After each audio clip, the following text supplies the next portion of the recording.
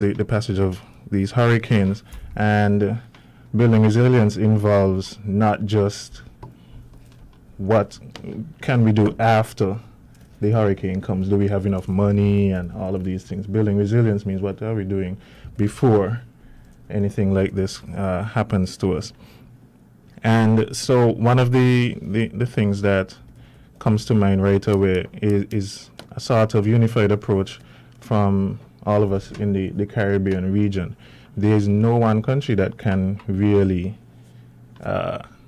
prevent major damage from a hurricane. There's no one country that can recover in a very short time or anything like that. So we really need to sort of have a unified approach, whether it is that we have some sort of fund, and I know there's some fund in existence, but maybe it's not being properly run, but some sort of fund to deal with the financial aspects of recovery. And what we find is, unfortunately, again for us, and the way that the World Bank has classified many of our countries, I don't want to get into the whole CBI and so on, but the way they classify our countries now as high-income countries, especially St. Kitts and Nevis, when you look to try to recover and try to get loans, for example, on the world stage to try to, rebuild your country, you're not getting the concessionary rates anymore because now you're classified as a high-income country. And they're basing that on per capita sort of income. So, because I'm sure if you walk down the street in St. Kitts and Nevis and you tell people we're a high-income country, they'll laugh, the regular or general person on the street doesn't see us as high-income countries. There are a few people who are quite wealthy, yes, but in general. So that sort of thing is very difficult. But that's the money sort of side of it. But how do we really try to build resilience? And when we speak about the environment, we have to be very, very careful with what we are doing. We are developing rapidly. I realize that I'm sure persons would have realized there are major hotel developments being touted every so often. There was one recently dealing with the South Friars Bay area and so on. And we have to be mindful of these projects and others because, for example, our coral reefs are really being devastated right now. And many persons, I think, in general, don't realize that. We're seeing coral reefs being damaged. We're seeing our beach shrinking. And all of these things are things that are really in place to help us when we get these sort of natural disasters, hurricanes, and so on. If the beach is small, if the coral reefs are depleted, that means the waves are larger. There's no reefs to break the larger waves and these sort of things. So we have to look at protecting the natural environment first in terms of building resilience before we even think about, hey, do we have millions of dollars in the bank so we can rebuild a few schools and a hospital if some destruction comes from natural disasters. So I will stop there. Like I said, I think there's a lot we can talk about, but I think the phrase of building resilience is going to be crucial for us in the Caribbean region going forward. Okay. Okay. So, we're talking about building resilience. I think, especially in light of our tourism development, there's a lot of consideration to be done, but I would definitely like to highlight that there's something that St. Kitts has done where part of the island kind of makes up of lush verdant rainforests, and all land above 1,000 feet have been designated as National Forest Reserve, right? Which is commendable because then those lands or that commitment to maintaining that aspect of our environment kind of helps with the resilience. But we also have to consider or ask questions about the proliferation of hotels and stuff across our coastlines, because with increased activities, like Nato would say, there would become a depletion of coral reefs, damaged otherwise. We use it for snorkeling and so forth, but they help to protect and maintain the species around, and also to protect the coastline. And we know we've had our experienced rising sea levels over the past couple of years, mainly or somewhat, they say, contributed to the melting ice in certain places. So we definitely have to look at not just, again, hotels and what has been in place for years, but because of the way the changing consumption rates and types of consumption. Again, for example, the use of the gases that's emitted into the environment, the kinds of pollution that we have in general that help to damage our environmental space. I mean, there's an issue about if global warming is real, and thanks to President Trump, right, and all these wonderful debates. But we can we physically experience a change in our environment. It's not something that we see, and it's not something that we just talk about. See, as in we could see with our eyes, but we feel it. Right, in our bodies, change in temperatures, vast change in temperatures. Stronger hurricanes. Right, and stronger hurricanes. Not just stronger hurricanes, but the magnitude of frequency of earthquakes and other natural disasters to tell the tale about how much depletion, what kinds of what are we doing, really? So we need to start, I would believe, I don't want to say, we need to write on paper, right, and also enforce how we manage the use of or consume a lot of these dangerous chemicals into our environment. Okay. Amali? Hi, good morning. With regard to the environment and specifically our ability to cope with natural disasters, I think we need to take a serious look, like Desi has suggested, at food security. After a natural disaster, imports are affected significantly, depending on if these storms, hurricanes, hit countries that we import from, and if we have an adequate food stock on island that we can of course keep safe during these hurricanes, recovering from natural disasters will be much easier. Okay, well I'm gonna stick a pin right there because actually our next topic deals specifically with food security and how do we produce after a natural disaster hit. How do we ensure that our food supply isn't affected or the effect is minimized? So right now I just want to talk about what does resilience look like in terms of preparing ourselves for natural disasters. Resilient. Well, the people of St. Kitts and Nevis have always been a very resilient people. I mean, we've had some of the worst hurricanes to hit the Western Hemisphere in history, and we've been through them. I mean, look at the last hurricanes that we had. I mean, 2-3 weeks after the hurricane, if you visited the island, you'll want to know if we just had a hurricane, right? And we're very good at that. But in terms of resilience and preparedness, building codes, we already do have building codes, but I think I know that there are some developments and even personal homes that have gone up without adherence to the proper building codes. We still have lots of houses, housing, big families in the Federation that are made entirely of wood and that are on stilts, for example. And these things actually need to be addressed. So the physical infrastructure in terms of building codes needs to be enforced and adhered to in the event that a family or household can't afford, to move out to their current quarters and move into something more hurricane friendly. Assistance needs to be provided, of course, whether it's a private sector investment, whether it's government funding, something can be done. That's in terms of the physical infrastructure of the Federation, and of course food security. But we'll get into that after. Okay. If I could just, and I totally agree with Amali.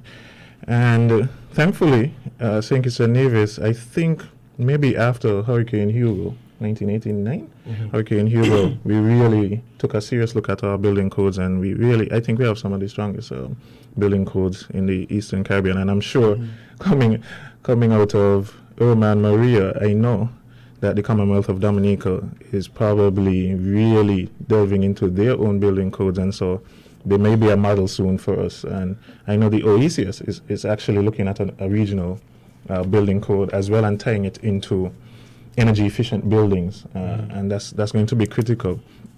For us here in St. Kitts and Nevis, outside of the hotel development, what we have seen is a really strong kind of housing development program over the last maybe 10 to 15 years. And that's really, really critical in terms of what's happening with us, even outside of hurricanes. When you think of heavy rains and then you see we have the guts running extra high, more than normal, we have to look at that. So what's happening is that we're building a little further up. We're not to the 1,000-foot contour for sure, but we are going a little further into the hinterland. And what's happening is that I think when they build these homes, they are not revegetating the area, or if they're doing it, they're not doing it well enough. And that's something that we really have to look at, because you see, we used to be covered with 70% of the island was covered in sugarcane. And people don't realize how much that held the soil together for us, because even though we had floods before, hence why College Street looks the way it is, it was rebuilt that way to allow the passage of water and so on. The sugar cane really held the soil together. So now we're moving the sugar cane and placing houses. That's very good for our people to have some housing, but we must revegetate the area, and we must build with that sort of mindset and under some sort of building codes that, hey, if rain falls, if we have a storm, what will happen, where will the water go, and so on. So right now you're just seeing water just flowing down towards the sea with lots of sand and silt and soil, and so that's something we really need to address. But just to also say, in terms of what Desi was mentioning, for me, climate change is real. I don't know about all of the other naysayers. And for us in the Caribbean, we know that climate change is real. I'll give you an example just for St. Kitts and Nevis. Black Sand Bangalang is coming up, right? Yeah. I went to Black Sand, the very first Black Sand Bangalang, the very first swimsuit competition. And I don't know if any of my panelists know where that was held. Where was the first swimsuit competition held? I think it was on the Pump Bay? Pump Bay. Is there a prize for On Desi? It was on Pump Bay, the far eastern side of Pump Bay, on the sand. I'll just invite you to take a drive down to Sandy Point and just drive along Pump Bay. There is no sand. You have to go all the way to the western end, all the way down to the end of Pump Bay, on the western side of Pump Bay, to actually get a little piece of sand. And I'm talking about there were hundreds of people on the sand on the eastern side. I was there, the stage was there, everything, food stalls, everything for that competition. And Black Sand is now it's not even 10 years old, I think. I can't recall which edition this is this year. But in a short space of time, maybe a little over 5 years, the beach has significantly shrunk.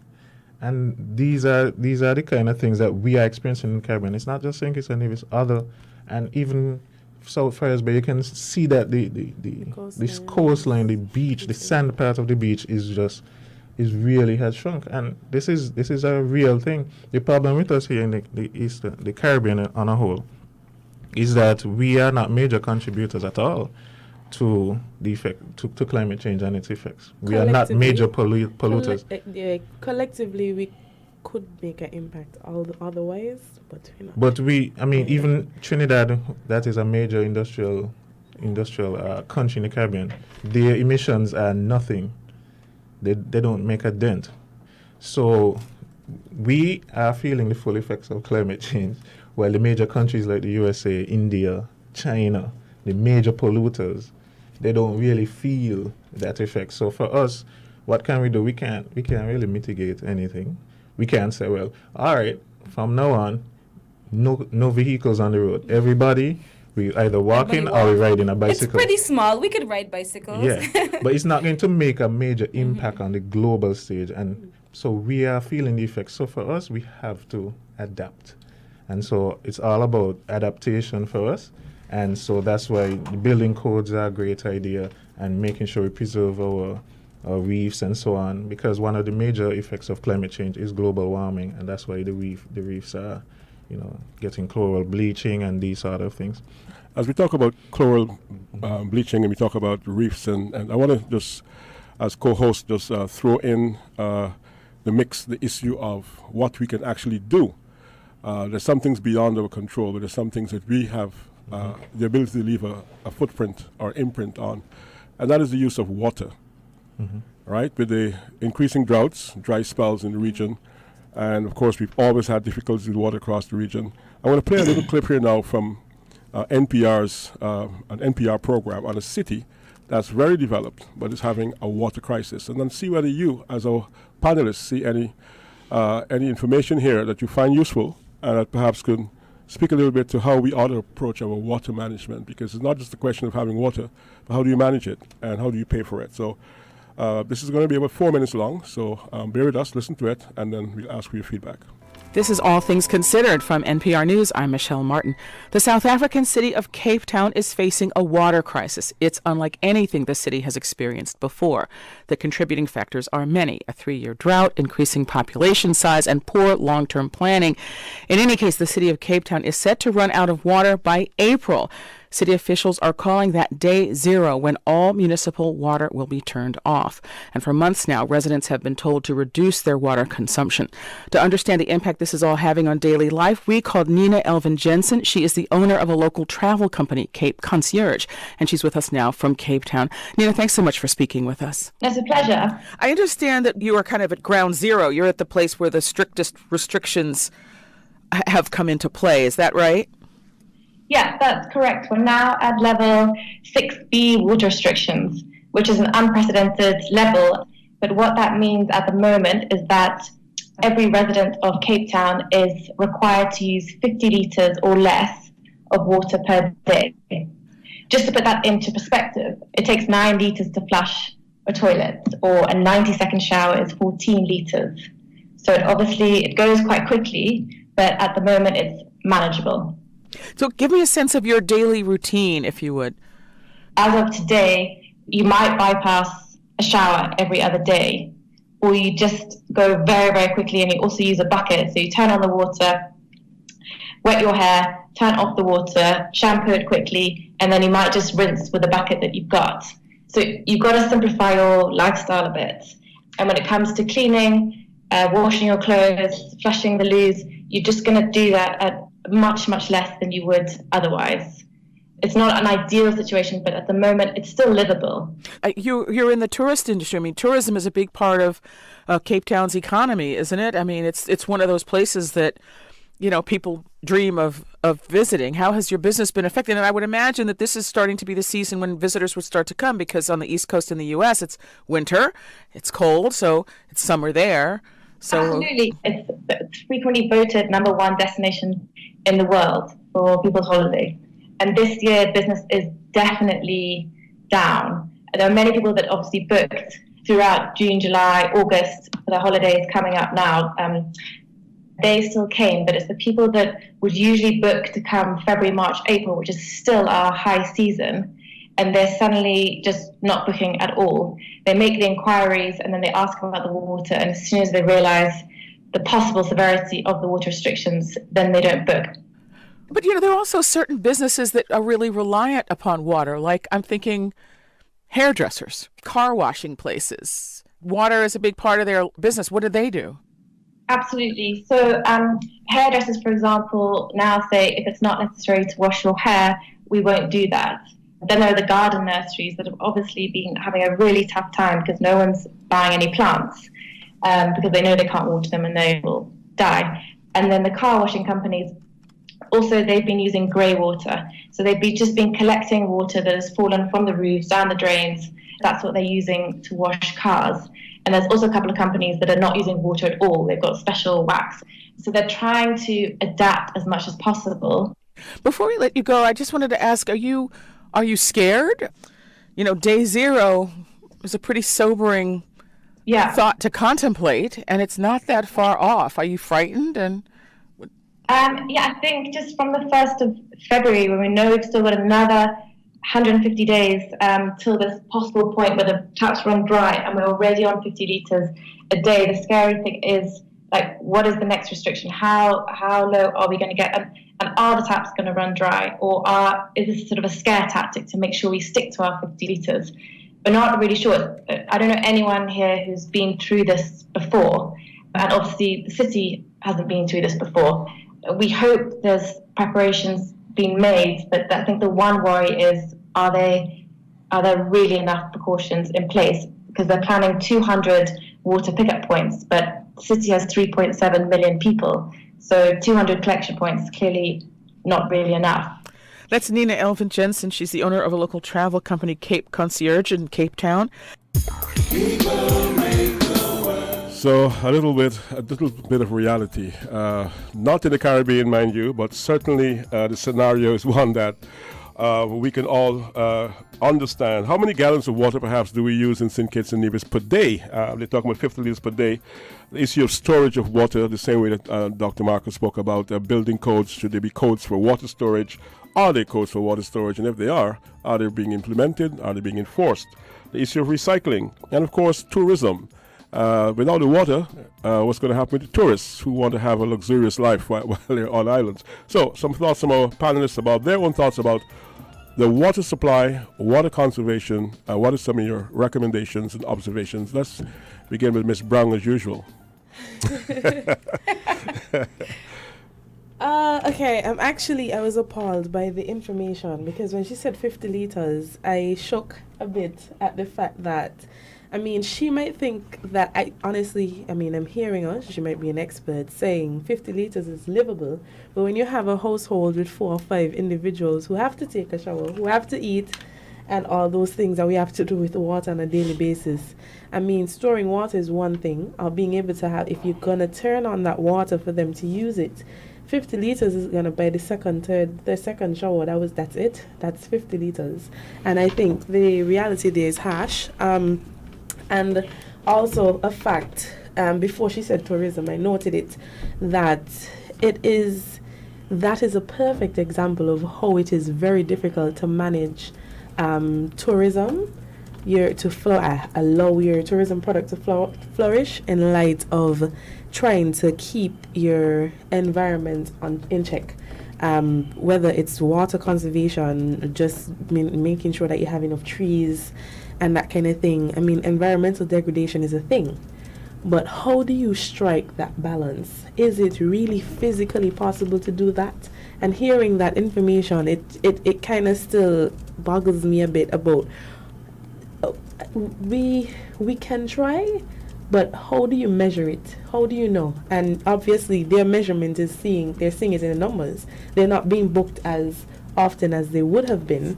And so obviously that kind of protection or protective measure that they're trying to put in, or they have put in place, is affecting them because it is very strict, very, very strict. So there's a thin line between protecting your environment and wanting to experience some revenue coming into the country. Having that downfall, how does that help them anyway? Because you would need those kind of funds to help to develop your existing infrastructure so that you can reduce the issues surrounding, for example, water shortages, because they could start implementing more projects as to collecting, so for example, rainwater. I forget what that process is called, but there's so many projects that they could put in place. But if your main revenue generator is not proving to be as successful, the funds that you could be getting to help with the development again is depleting. So it's a huge task. If I can see this could I see this being done in St. Kitts or something similar? We can put a restriction, but I think that restriction may be a bit strict again, because I don't know how many persons we have living. Probably social development could tell us one day. That's information you can delve into in the radio station. What's the average number of persons living in a household? And then you go from there. How many liters of water? It doesn't have to be the exact amount they need, but in practicing storage of water, limiting the amount of water you use per household, you can actually make it less and have them practice storing water for use. Because we could use different kinds of water, boil water to reduce bacteria and that kind of thing when you store water and everything.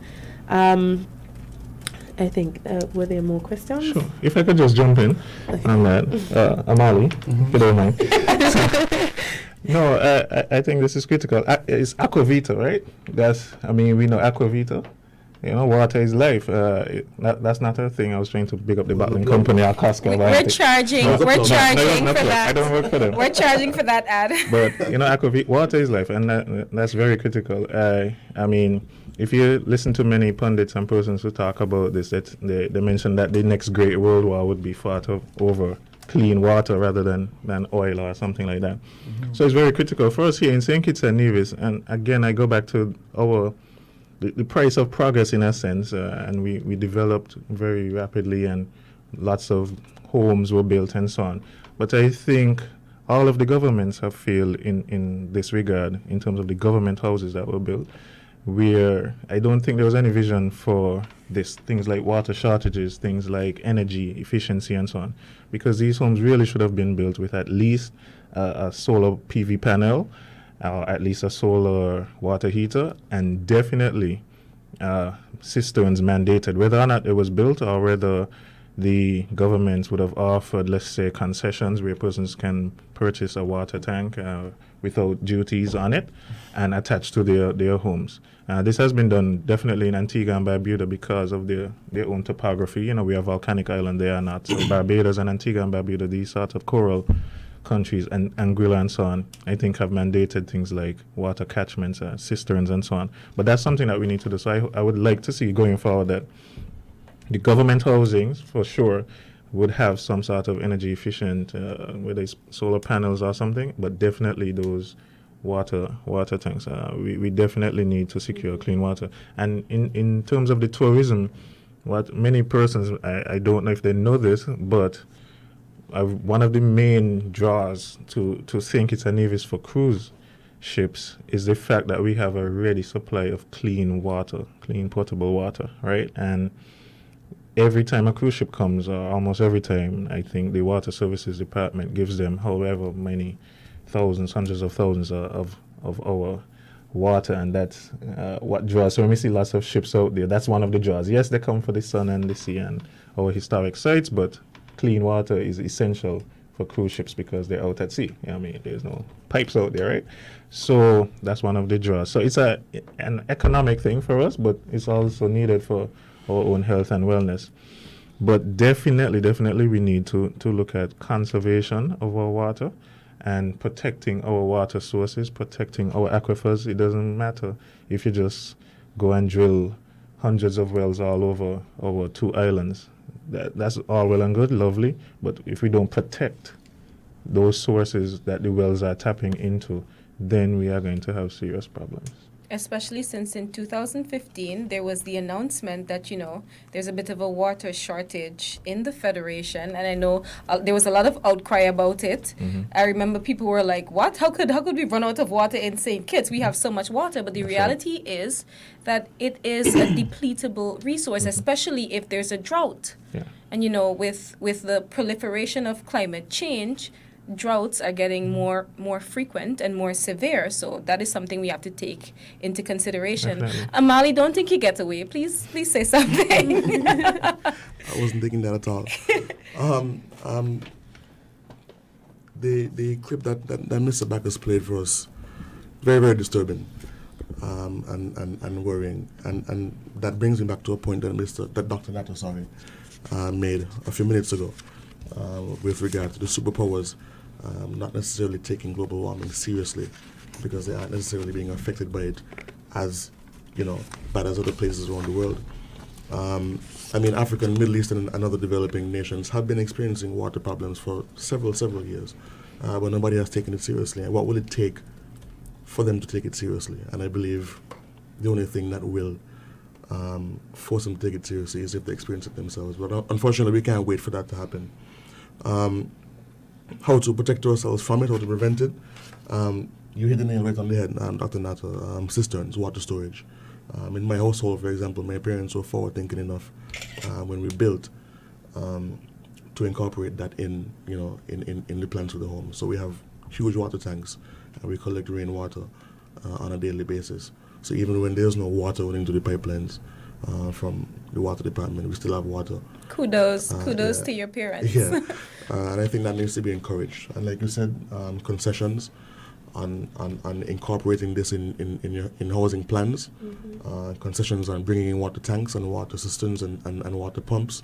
That'd be a great encouragement for people to incorporate these things, you know, in their day-to-day lives. So in the event, God forbid, that St. Kitts does have a water shortage, whether it be for 2 weeks or for 2 months, at least for a time, we'll be able to live comfortably with our own water supply that we have actually stored.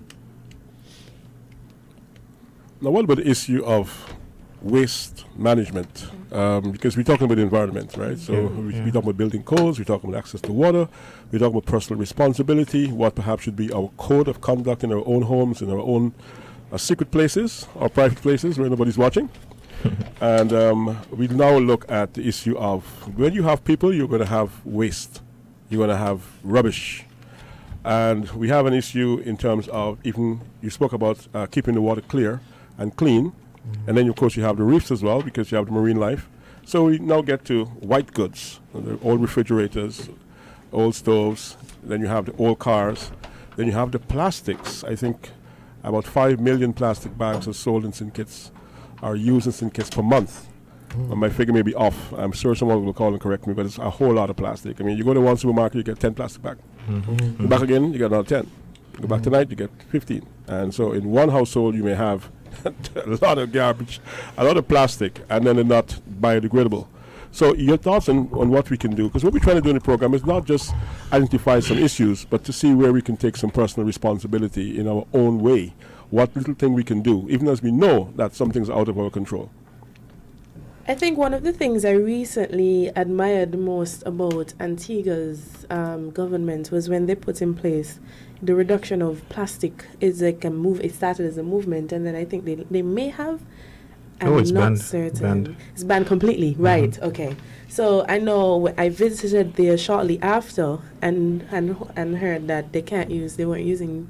They limited the use of styrofoam plates And that is and now all banned. those things. Styrofoam as so well. they couldn't use that to store food for us, so we had to eat directly. Say you're at the hotel, you have to eat here, and then you move. When you move again, you have to eat inside here. There's no storage of food. They can't bring food to you and that kind of thing.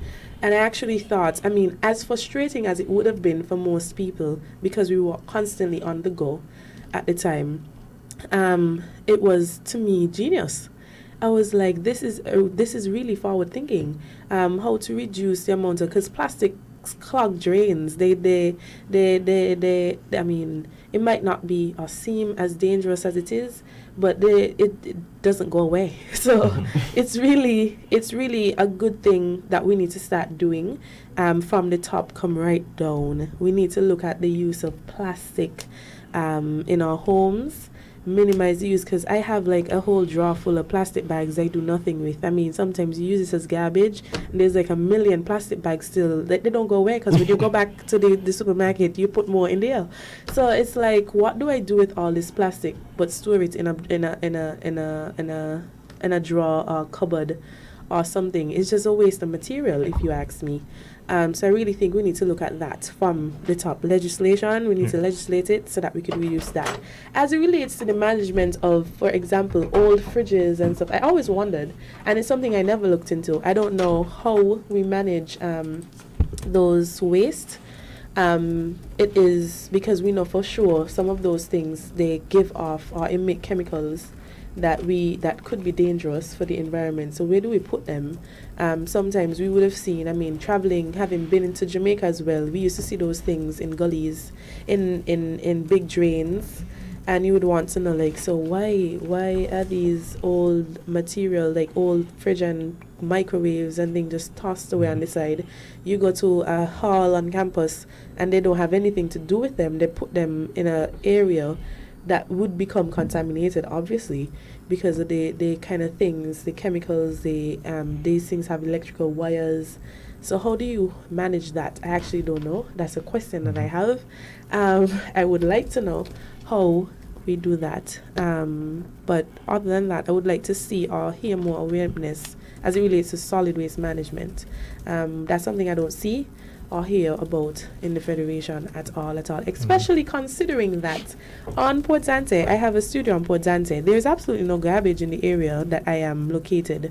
So we have to always ask somebody to help us take garbage out onto a further part of the port, where there's a big garbage bin. There's small bins everywhere, so when people pass, they put their stuff in.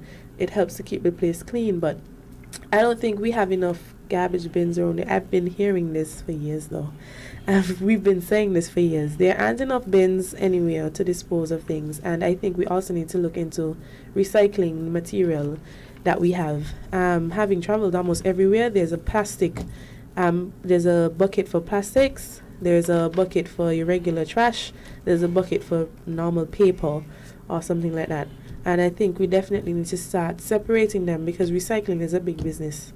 And if we don't consider it, we could be losing. We could lose in a lot actually, because I don't think we're doing much with materials that are recyclable, that we could reuse and that kind of thing, so that we could reduce the use of other things.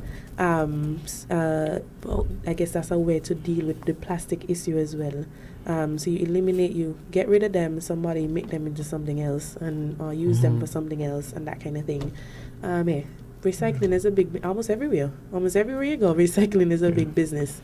But just to say, Desi, and that's important, yes, but I think for St. Kitts and Nevis, something about our culture, we tend not to want to adhere to these sort of things. So it's going to take legislation.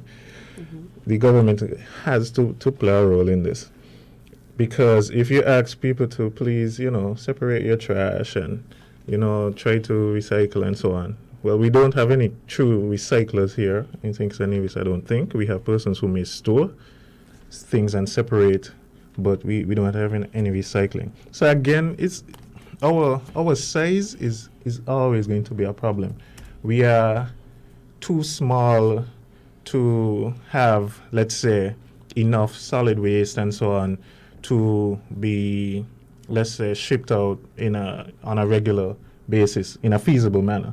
But we are too small to have the amount of trash that we have, if you understand what I'm saying.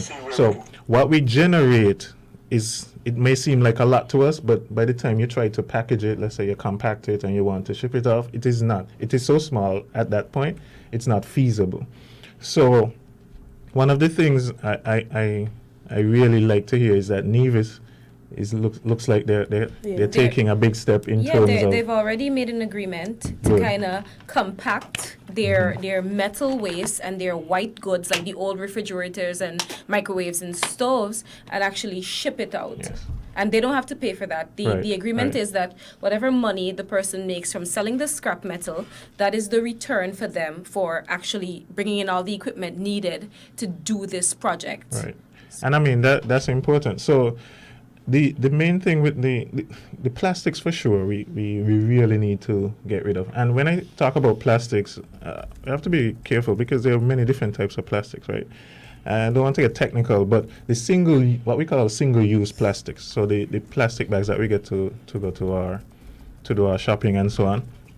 Of course, you recognize now that several of these supermarkets would have had little promotions where they ask you to bring your own bag, or they actually sell bags, that are not plastic, that you can reuse all the time. For me, I'm a very, very strong proponent of protecting the environment, so I don't accept plastic bags. I work with my own bags when I go to the supermarket.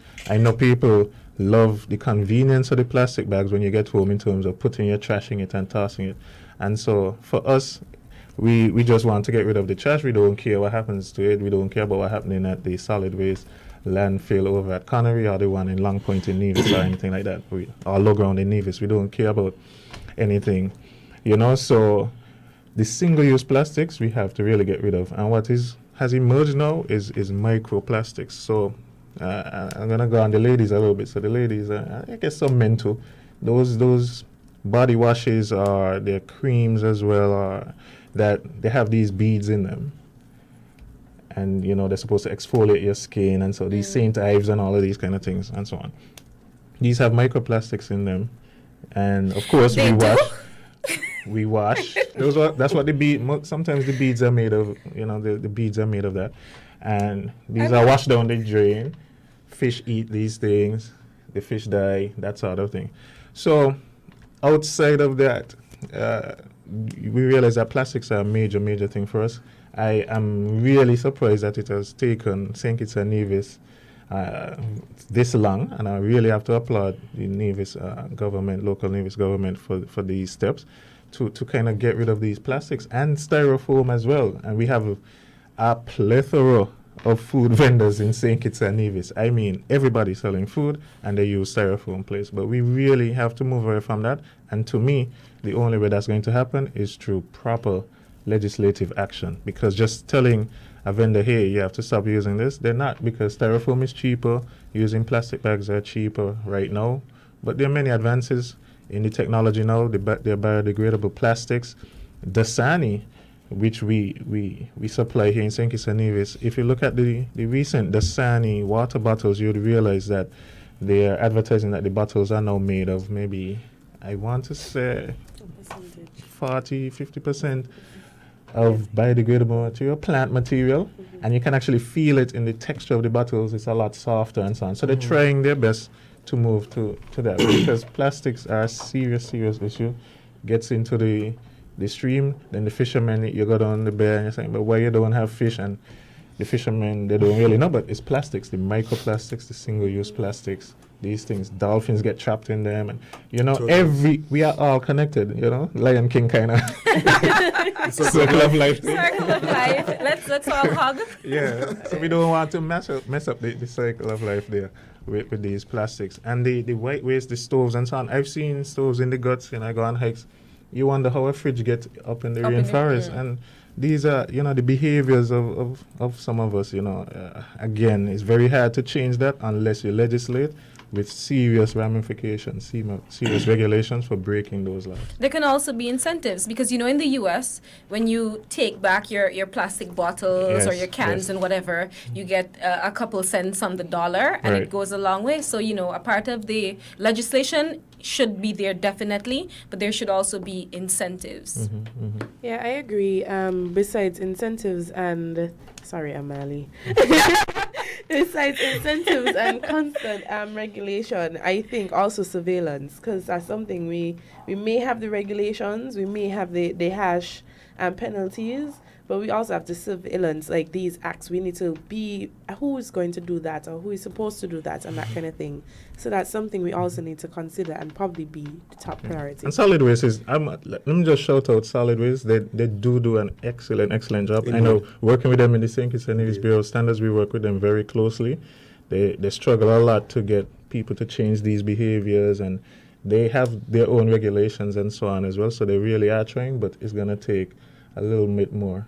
And they also have Trash Talk on Win FM. What day is it, Mr. Bacchus? Every Tuesday, 8:30 in the morning. Tune in for Trash Talk on Win FM. All right, well, one of the disadvantages of going last is that when it's your turn, Everything has been everybody said. has already touched on all your topics, but I do have a few things. Dr. Nathan mentioned the size of the country or population being, somewhat of a hindrance to, on the whole broad scale of recycling, etc. But it also can be a good thing. In small societies, it's actually a lot easier to form social movements and to force governments and private entities to take certain responsibilities. Sure. And I think it can start with all supermarkets and restaurants in taking it upon themselves to use a corporate responsibility to stop using plastic bags. It's done in other countries. I was in Halifax for almost 6 years in Canada, and there are certain supermarkets, including Costco, they don't give you bags full stop. You actually see people leaving Costco in the afternoon with all their things just in the shopping cart. Right across in Antigua. Yeah, It's happening in Antigua. Right. And certain supermarkets like the superstores, you have to bring your more permanent shopping bags. Yeah. So that's one thing. Secondly, there's actually a couple companies, I forgot which country, I think it's Germany, that actually use recycled plastic to make blocks for building homes for the unfortunate, the less fortunate. Sorry, and that's also a huge thing that we can do here, providing the right investment comes along to do that. And you mentioned Solid Waste Management Corporation; they do an excellent job. But in Montreal, for example, and other places in Canada, the solid waste management companies actually stipulate that you must use clear plastic bags so that they're able to identify what's in the bag before they pick it up, and they refuse to collect certain items. So if you have a company like Solid Waste putting, with the help of the government, of course, putting things in place where it's mandated that you must use clear plastic bags for garbage collection. Then solid waste can actually have a lot more control over what they collect. And if you, I feel like that's a bit of an infringement on my rights, Yeah, that's okay. Showing what's in my garbage. That's perfectly fine. That's perfect. I'm going to have to interrupt you guys. I do apologize, but it's time now to bring you the headline news. It's noon, and we bring the headline news. We'll come back. Hold that thought. We'll come back. We'll continue on Inside the News.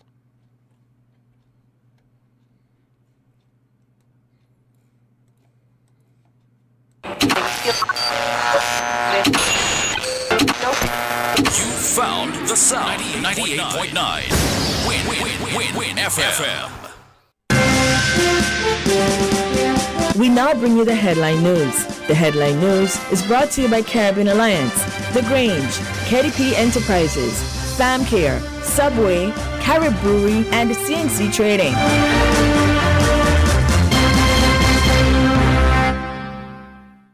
Come to Subway and eat fresh. Try our daily specials. That's right, we have a special every day at Subway. Come in today and eat fresh.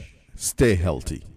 Shipping your cargo shouldn't be a hassle. It can be as easy as a single call to Amerijet International, your worldwide cargo transportation solution. We provide all the services you need to ship your goods anywhere in the world. Whether your shipment is fresh, frozen, large or small, alive or hazardous, you can count on Amerijet to deliver it safe and sound. Amerijet International, by land, sea or air. We get it there. For more information, visit us online at www.amerijet.com or call us at KDP Enterprises, telephone number 466-9595.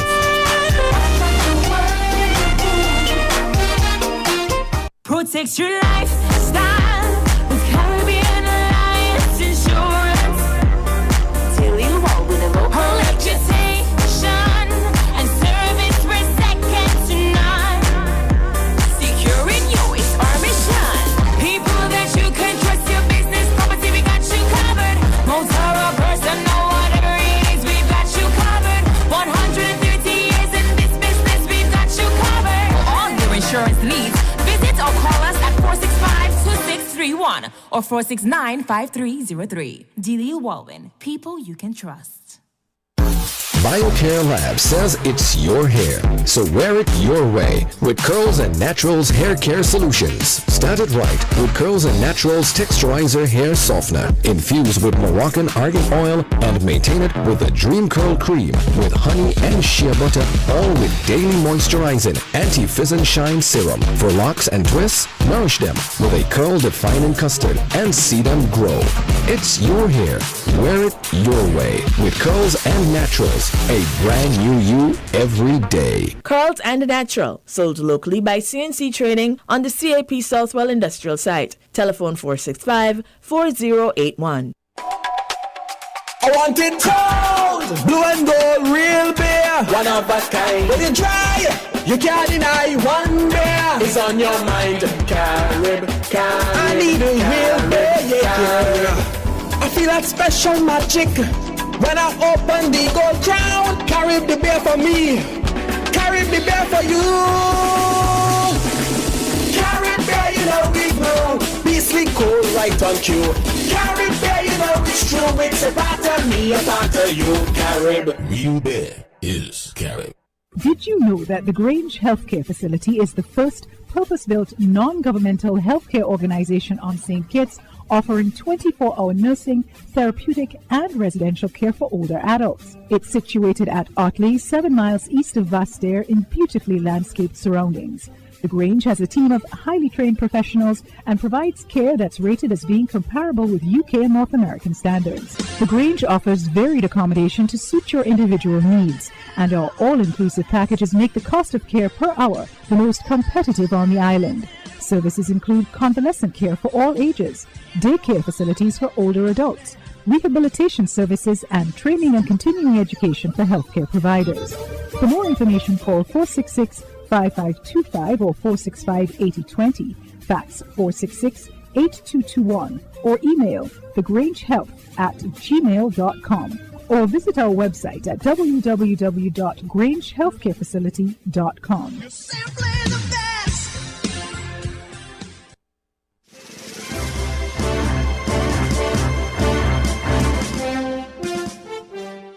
The police force is accusing certain factions of the society of sowing discord and dissension by preying on the pain of the family of Shaquille Pemberton by spreading the theory of a police cover-up in the handling of the victim's death. On Friday evening, the police high command issued a statement addressing what it called, quote, false and malicious reports circulating on social media in relation to the force's investigation into and handling of Shaquille Pemberton's death, end quote. The high command said it wants to place on record that there has been no cover-up, and there shall be none, in the force's investigation into the death of the 23-year-old resident of New Road. Pemberton's body was discovered on the afternoon of January 27th, and on February 3rd, forensic pathologist Dr. Valery Alexandrov conducted an autopsy and ruled that death was due to natural causes. He said death was due to acute pulmonary failure and a viral heart disease and pneumonia. 3 days later, he revised his opinion and ruled that the method of death is undetermined. The pathologist went on to say that he is of the view that there are other inconsistencies surrounding the manner of death that merit further investigation. Manner of death speaks to how the death came about. The RSCNPF said it holds itself and its rank and file to the highest levels of integrity, transparency, and professionalism in every single investigation and operates in a fair and ethical manner at all times, free from political directives and outside influences. The release stated, quote, we are guided by professional expertise. In this particular case involving the death of Shaquille Pemberton, the RSCNPF engaged the professional services of a highly respected and qualified forensic pathologist with over 40 years' experience working around the world. Indeed, since June 2014, this forensic pathologist has been consistently relied upon to perform autopsies here in St. Kitts and Nevis. The RSCNPF awaits his final report, and the High Command remains committed to sharing the findings with the media and the public, end quote. The High Command asked that in the interim and going forward, the public should be patient and sensitive to what the family and loved ones of Shaquille Pemberton are going through as they grieve the young man's death. The RSCNPF said it finds it extremely unfortunate that a few misguided members of the society are using the police investigation into the tragedy as an avenue to cast aspersions and doubt on the integrity and honor of the police force. They called on the public to give the family the privacy and compassion that they deserve during this very difficult time and encouraged the public to do its part in assisting the police force in its investigations.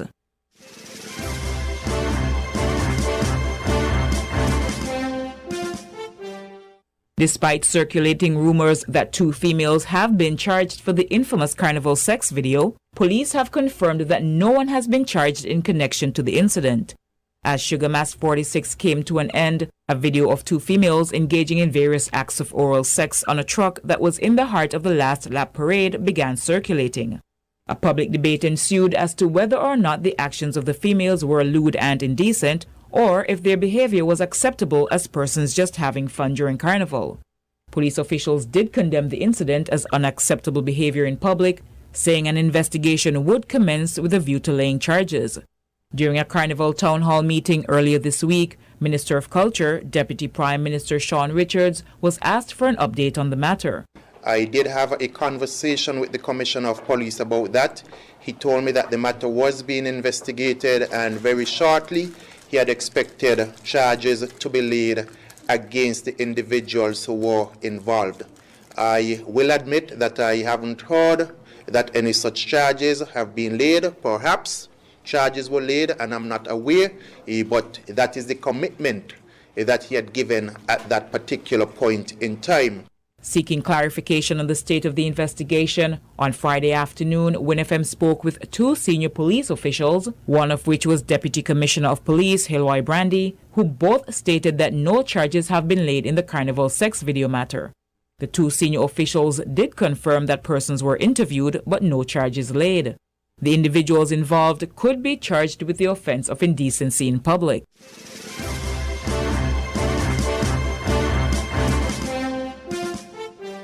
Linda Carty, a native of St. Kitts and Nevis, has lost her final appeal against execution in a Texas court.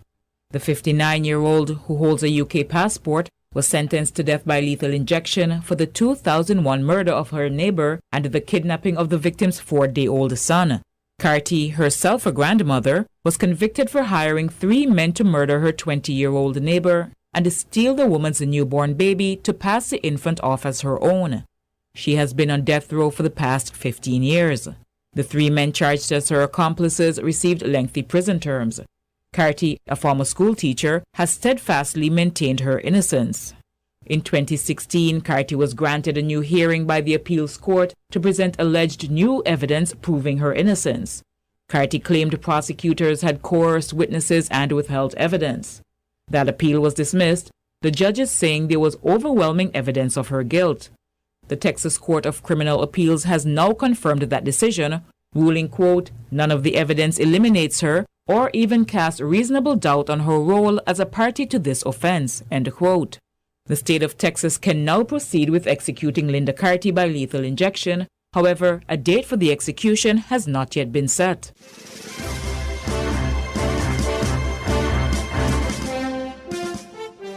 Drug abuse awareness and drug abuse prevention continue to be the focal points of efforts by the St. Kitts and Nevis National Council on Drug Abuse Prevention, NACDAP. Director of the NACDAP, Carmel Byron Keynes, recently returned from St. Vincent and the Grenadines, where the CARICOM Multilateral Evaluation Mechanism, MEM, 7th round process discussions were held.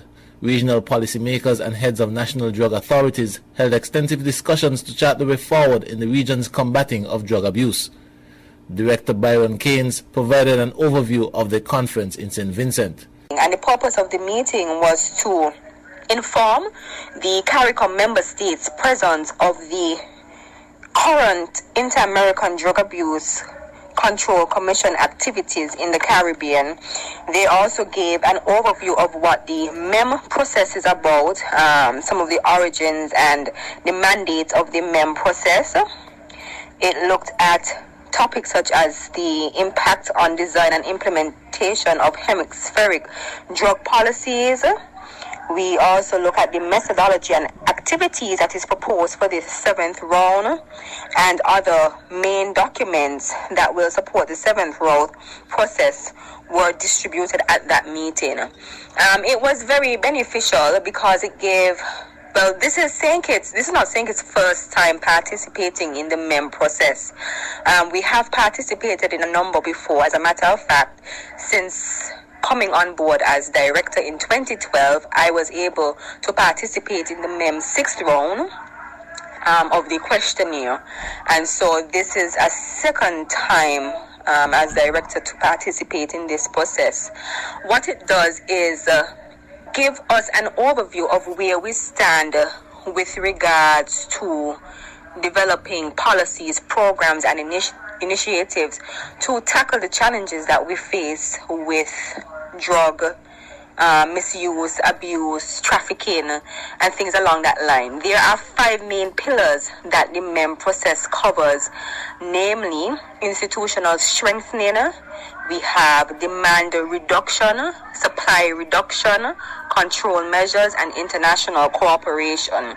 So under those 5 pillars of the multilateral evaluation mechanism, there are a number of different objectives that each territory that is working along with fellow member states should be able to cover to meet a certain standard to combat the challenges that we are all facing with drugs. NACDAP has also implemented several recommendations from the 6th round process, including the developing of the National Drug Observatory and the Drug Information Network. It is expected that the first National Drug Report will become available shortly, Byron Keynes revealed. The NACDAP director has also revealed that every effort is being taken to ensure that St. Kitts and Nevis is living up to an appropriate standard to curtail drug challenges.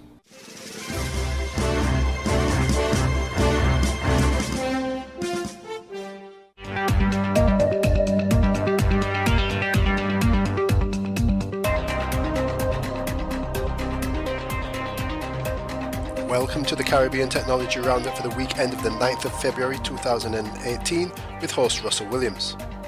Jamaican teachers embrace technology in preparing students for GSAT.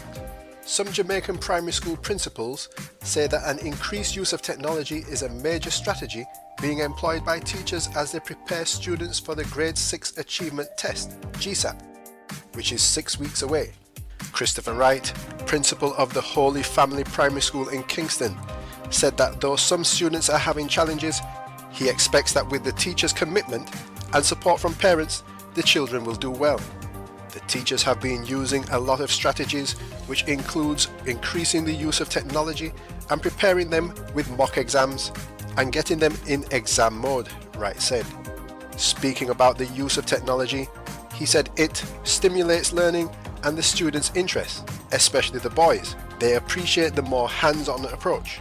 We have been very fortunate in acquiring some high-tech equipment from our various stakeholders and educational intervention partners. We have linear boards, smart boards, computer, multimedia projectors, and tape recorder. Mathematics is also one area that the principal said needs improvement, as some students are still struggling to grasp certain concepts and methodologies. Maths is one of the areas we are having a little challenge with, so the teachers are really doing all they can in that respect. The mathematics course from the Ministry of Education is also assisting us in that area. Carol Clark, principal at the Tollgate Primary and Infant School in Clarendon, shared similar sentiments, indicating that all relevant stakeholders were doing their best to make sure students were prepared. I believe we are on target in getting to the point of doing well in GSAT. Over the years, what we do is separate the slow students from the faster ones, and the teachers have been putting in a lot of work with the slow group. We are using up the projector and all forms of multimedia to help with stimulation, especially because the students are mainly boys, Clark said. Anytime you separate the students in terms of fast and slow, you find that the slow group has more boys.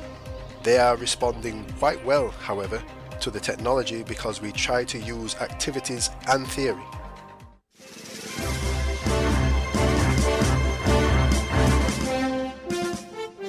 This report now from the BBC. The South Korean president has been invited to attend a summit in Pyongyang after a historic meeting with North Korean officials attending the Winter Olympics.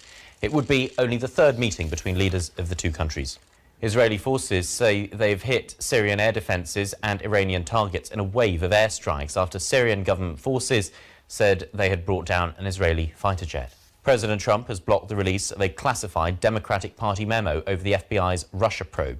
The White House said the memo couldn't be released because it contained classified material. President Juan Manuel Santos has announced a tightening of Colombian border controls after tens of thousands of people have fled there from the economic crisis in Venezuela.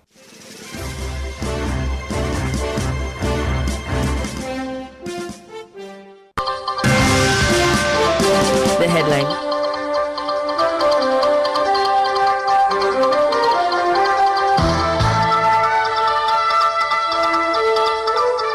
From the Carib Update News Service, this is the latest news from the Caribbean. This is Carib Update Prime Time for Friday, February 9th, 2018. I am Linda Braithwaite reporting. Coming up in today's Prime Time report, UK Foreign Office issues warning about possible terrorist attack in Trinidad and Tobago during Carnival. Trinidadian activist in New York files a lawsuit to stop detention. Prominent Bahamian lawyer defends his advocacy for immigrant rights there. And the Bahamas defends controversial immigration policies. Of course, we'll have the details to these stories and much more straight ahead. Now for the details. The UK Foreign Office has issued an urgent advisory warning Britons of the threat of imminent terror attacks in the Caribbean. The warning has been issued for Trinidad and Tobago, which is visited by tens of thousands of British holidaymakers each year. The Foreign Office advisory states, and I quote, terrorists are very likely to try to carry out attacks in Trinidad and Tobago. The statement went on to say attacks could be indiscriminate, including in crowded spaces and places visited by foreigners. The statement also noted that the Trinidad and Tobago authorities have arrested some individuals who planned to carry out attacks against Carnival on the 12th and 13th of February 2018.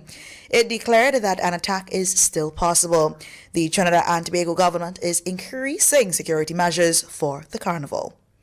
Meanwhile, a well-known immigrant rights activist who was on the cusp of being deported to his native Trinidad and Tobago this week has filed a lawsuit that allows him to stay in the U.S. for now. Ravi Ragbir, executive director of the immigrant advocacy group New Sanctuary Coalition, was detained by Immigration and Customs Enforcement officials in January during a routine check-in with the agency.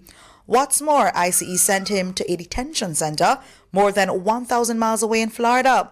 Ragbig was selected more than 2 weeks later after Manhattan federal judge Catherine Forrest called ICE's decision unnecessarily cruel. Despite his release, Ragbir was still scheduled for deportation for Saturday, February 10th. A suit filed on Wednesday by Ragbir and other pro-immigration groups in federal court accuses ICE of targeting activists.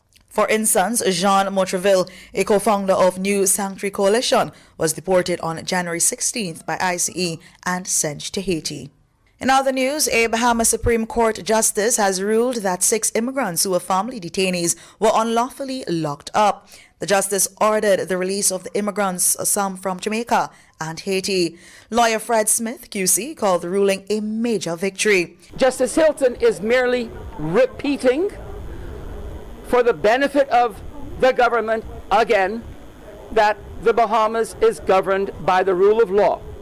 And there is an Immigration Act, there is a Criminal Procedure Code, and there is a Constitution, which says everybody is presumed innocent, and you cannot simply hold people indefinitely, either at Fox Hill or the detention center, without charging them with an offense. He said the ruling validated the work of Rights Bahamas, an advocacy group he heads. This is about everybody's freedom, not the freedom of these people only in particular. Smith defends his work among immigrants there. Bahamian lawyer Fred Smith. A lot of people savage me on social media and say I'm a traitor and I'm a seditionist and I'm looking out for Haitians. I ain't no Haitian. I'm a Bahamian. I only have a Bahamian passport, never had any other passport.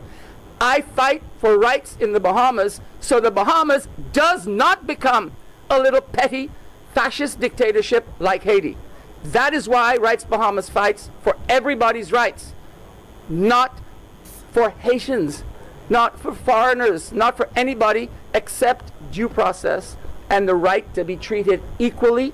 Still in that Caribbean island, the Deputy Director of the Bahamas Crisis Center, Donna Nicholas, is calling for government MP Miriam Emanuel to step down. This follows her controversial comments seem to suggest it's all right for a man to manhandle his wife. For Ms. Emanuel to speak to and condone violence within a marriage really says to me that she does not have the interest of women at heart. She is stuck in the 15th century perhaps, and she has to understand that she represents all the citizens of the Bahamas. Nicholas scoffed at suggestions by Emanuel that her comments were misunderstood. No, I think that's something that she believes, and if that's a scenario that she believes, then she does need some sensitization, and maybe she should step down and get some sensitization. But I'm very, very, very, very disappointed. Deputy Director of the Bahamas Crisis Center, Donna Nicholas. Now, the Antigua and Barbuda Parliament has approved legislation allowing for people there to be able to use up to 15 grams of cannabis for personal use. Prime Minister Gaston Brown said on Tuesday as he made his contribution to the debate on the Misuse of Drugs Amendment Bill. Brown told legislators that there is a large section of the population that would use cannabis, and as such, criminalizing people was posing a developmental challenge. He said decriminalization was a form of rebalancing as the authorities look to deal with the issue directly.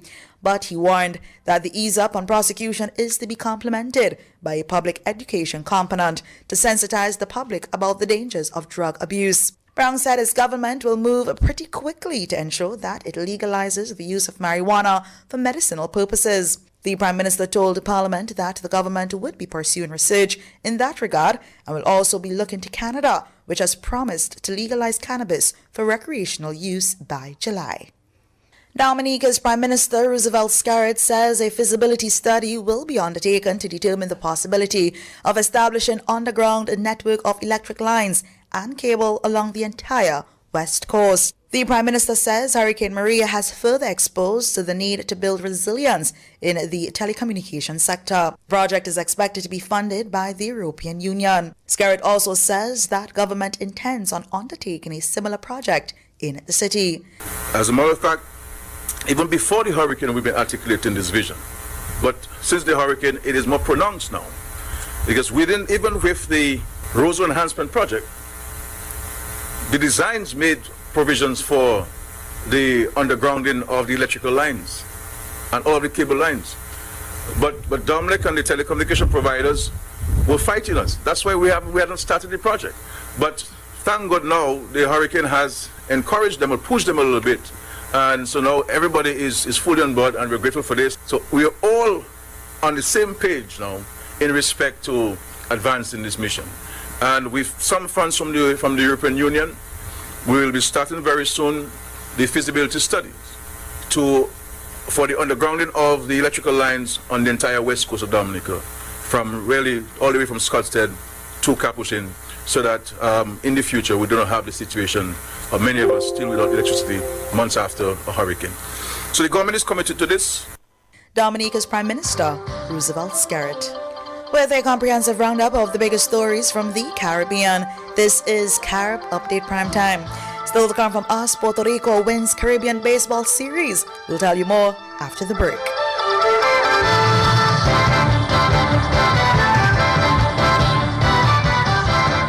In more news, in Trinidad and Tobago, a magistrate has sentenced a 53-year-old man to 4 years in prison after he admitted to stealing women's underwear because he wanted to lie on them. Magistrate Margaret Allott noted that Vincent Kudu had in the last 10 years recorded 6 convictions and had been charged 39 times during his lifetime.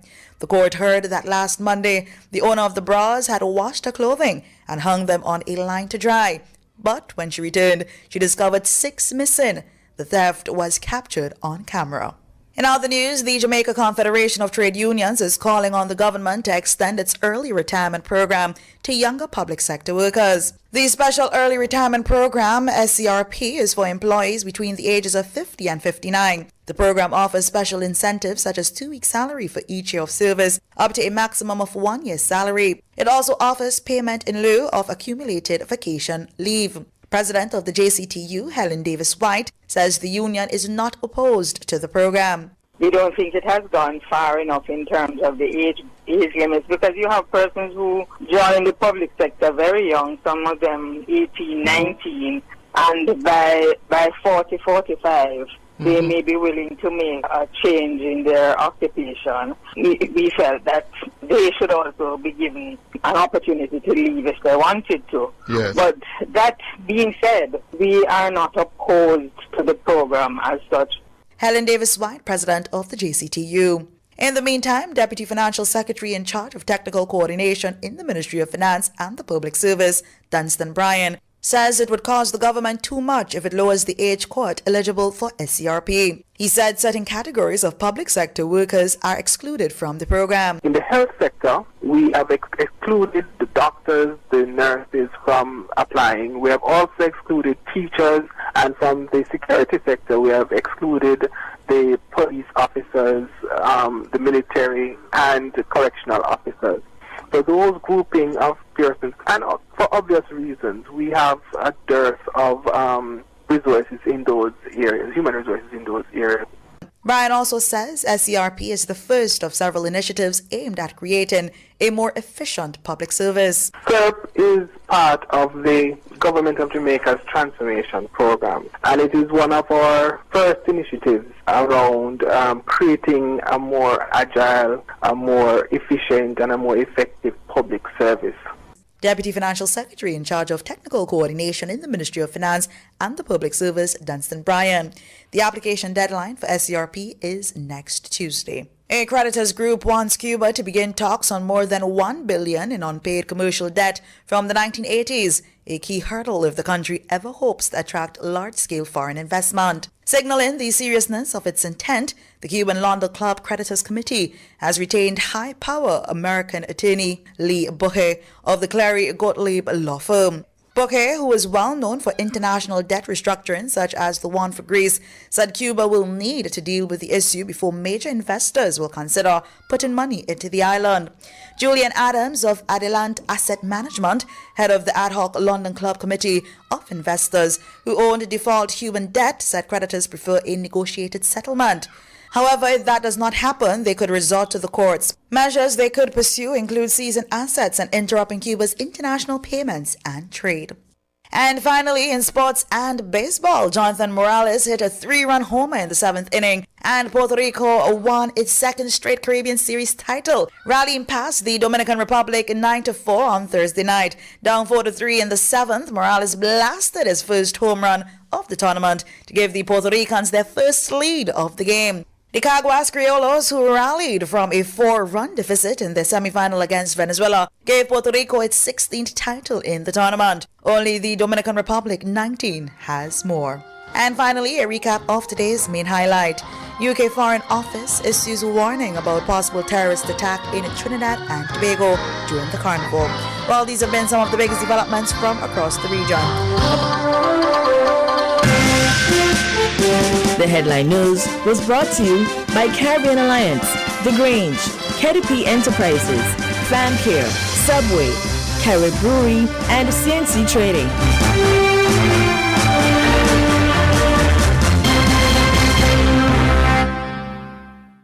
Did you know that the Grange Healthcare Facility is the first purpose-built non-governmental healthcare organization on St. Kitts, offering 24-hour nursing, therapeutic, and residential care for older adults? It's situated at Otley, 7 miles east of Vastair in beautifully landscaped surroundings. The Grange has a team of highly trained professionals and provides care that's rated as being comparable with UK and North American standards. The Grange offers varied accommodation to suit your individual needs, and our all-inclusive packages make the cost of care per hour the most competitive on the island. Services include convalescent care for all ages, daycare facilities for older adults, rehabilitation services, and training and continuing education for healthcare providers. For more information, call 466-5525 or 465-8020, fax 466-8221, or email thegrangehealth@gmail.com, or visit our website at www.grangehealthcarefacility.com.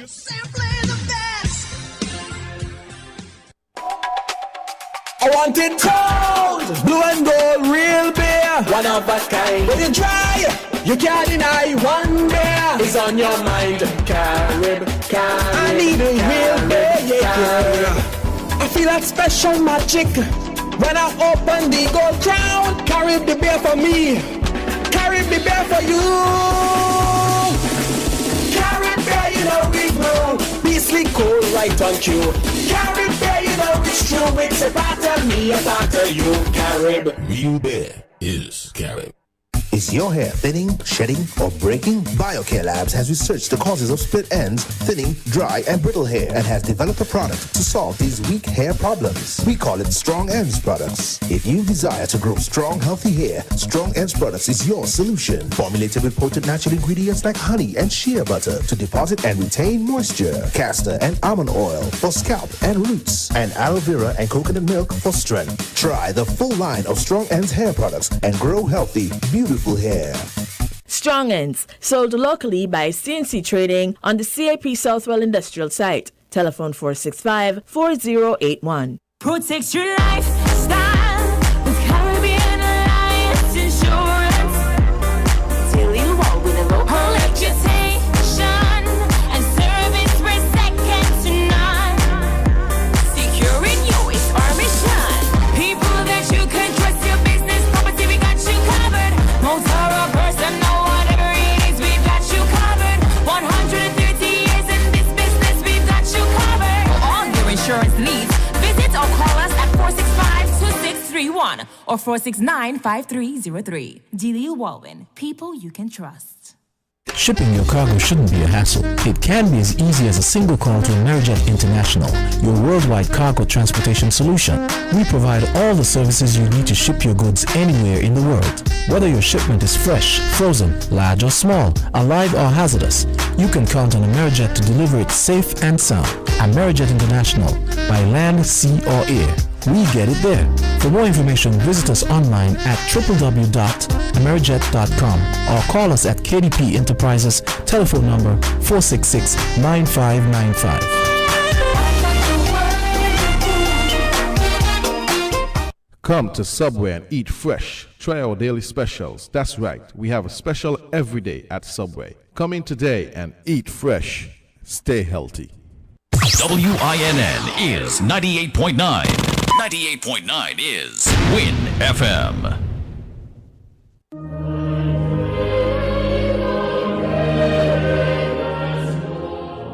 We have been asked to announce the passing of Mrs. Pearline Knight, better known as Pearl Knight, of 11 Lozak Road, Basseterre, St. Kitts. She was called home to glory on Monday the 5th of February 2018 at the age of 87 years.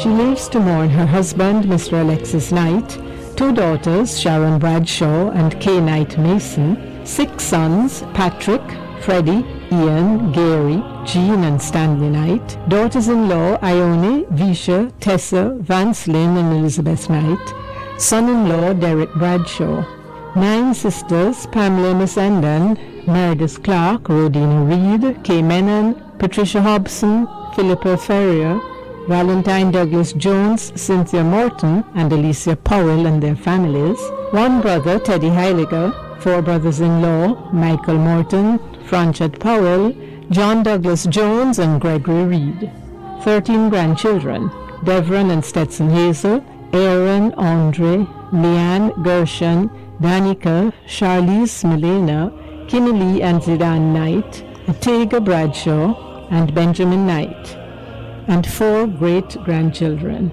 Other family members and their families, including Walter and Nova Simmons, Elenita Nathaniel, and Dorothea Hector. Close friends including Doris White, Rhoda Archibald, Lenora Herbert, and Elaine Stevens. The funeral service of the late Pearline Agatha Knight, better known as Pearl Knight, will take place at the Wesley Methodist Church, Seaton Street, Basseterre, on Wednesday, 14th February 2018. Tributes will be from 1 to 1:55 p.m. and the service begins at 2 p.m. Interment follows at the Springfield Cemetery. To the bereaved family, we offer our deepest sympathy.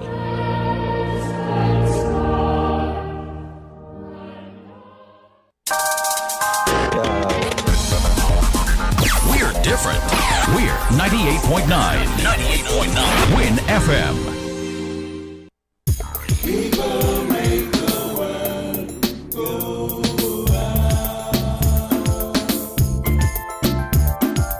The Cable, we provide much more than just the fastest and most reliable internet service. We fill the homes of all our customers with joy and laughter. Our services connect friends and keep families together. With the most extensive fiber optic network, we ensure that you can enjoy the things you love with the people you love. Whether it's catching up with family or old friends, or simply just enjoying your favorite TV shows, people choose the Cable because quality shows. Imagine a place that has all that you need. All of the things for your business to succeed. Furniture, copiers, laptops and more. TDC Business Center is your #1 store. Print and copy and scan and fax. Our copy center does all of that. If you're having a party and you need chairs and tents, we've got all your needs at Grand Rentals for rent.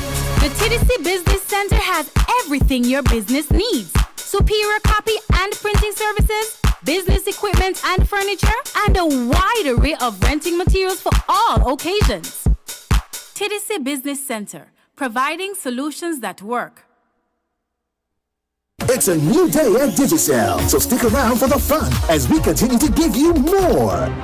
Don't want to miss that movie or game? Now you can take your TV wherever you go. When you buy a Quick Pick bundle, you'll get access to the PlayGo TV app subscription free and 1 hour free PlayGo data streaming every single day. So you can watch your favorite TV shows, movies, or live sports without using any of your data. So go to the My Digicel app and buy a Quick Pick bundle to start watching on the go. Only with Digicel. You tune to Win FM is 98.9, www.winnfm.com. It's Inside the News. We go back to our co-host, Elsie Harry. Hi, welcome back, everybody. Just to remind you about who's on our panel, I'm going to start from the lone female on the panel. There's Desi Brown, we have Marcus Natta, and Amali Armani. Before we went to break, Amali was saying some things, and he kind of got cut off, so we're going to give him his time. Okay, it's just one more final point that I was touching on before we left. On the topic of the environment, that is. Precisely. And that was things that we can put in place to actually encourage people to recycle, encourage people to take the environment seriously. And one of those things, we actually spoke about it a little more in depth when we went on air, was the Solid Waste Management Corporation actually mandating that people use clear plastic bags for collection. In Montreal, I had an aunt coming to visit me in December from Montreal, and she was telling me that if you place garbage on the curb for collection that are in opaque bags, the garbage collectors will leave it because they must be able to determine what's inside the trash bags. It helps with sorting and it helps with taking things where they need to be. So supermarkets and shops and other outlets, they should take on the corporate responsibility to put policies in place, basically, to end the use of plastic bags, encourage folks to bring their own bags to the supermarkets to collect groceries, and of course on solid waste part, they're already doing a tremendous job with regard to keeping the nation clean, keeping it healthy. But there's a lot more that can be done in this regard. So that was it. Okay, thank you, Amali. So we're going to go on to the next topic now, and the topic is food production in the Federation, food security. So the first thing that I want to know is, how can we grow or produce more food? How can we create industries to feed ourselves? We know that currently we import a whole lot of food. How do we deal with that situation? While they're deciding who wants to jump in, those of us who are listening to us on the radio, we're streaming live on Facebook. So check out our Facebook page, Win FM, so you can actually see the faces of the people that we have inside the studio. Really nice faces. So check us out on Facebook. Okay, well, with regard to food security, it all comes down to farmers. And it's not their responsibility by any means to make sure that we are, foodly secure, but incentives for them to actually be able to accomplish that. Concessions on bringing in materials and equipment to manufacture. Funds, low interest loans, that kind of stuff. I believe some of these things do already exist for farmers, but what I want to dive into with regard to farming is closely tied with education, because it all starts with education. Growing up in school, agricultural science was, I think it was mandatory in I think first and second form in high school, but it wasn't something we did in primary school, right? In primary school, we're encouraged to go into fields of science, medicine, law, that kind of stuff, more on the academic side, and then we were introduced to agricultural science in first form at my school, anyway. I'm not sure about the other schools. So I believe if we actually infuse agriculture in the curriculum for primary schools, then when they get to high school and they actually dive into the science of agriculture, we'll see a lot more, successful farmers emerging from the high schools. Okay. Desi? As it relates to food security, I think last week we mentioned a little bit about encouraging, creating, besides encouraging persons to, get into farming, also starting a campaign, pushing a campaign for eating local. Obviously, where there is demand, there is a recognition or opportunity for or to create revenue.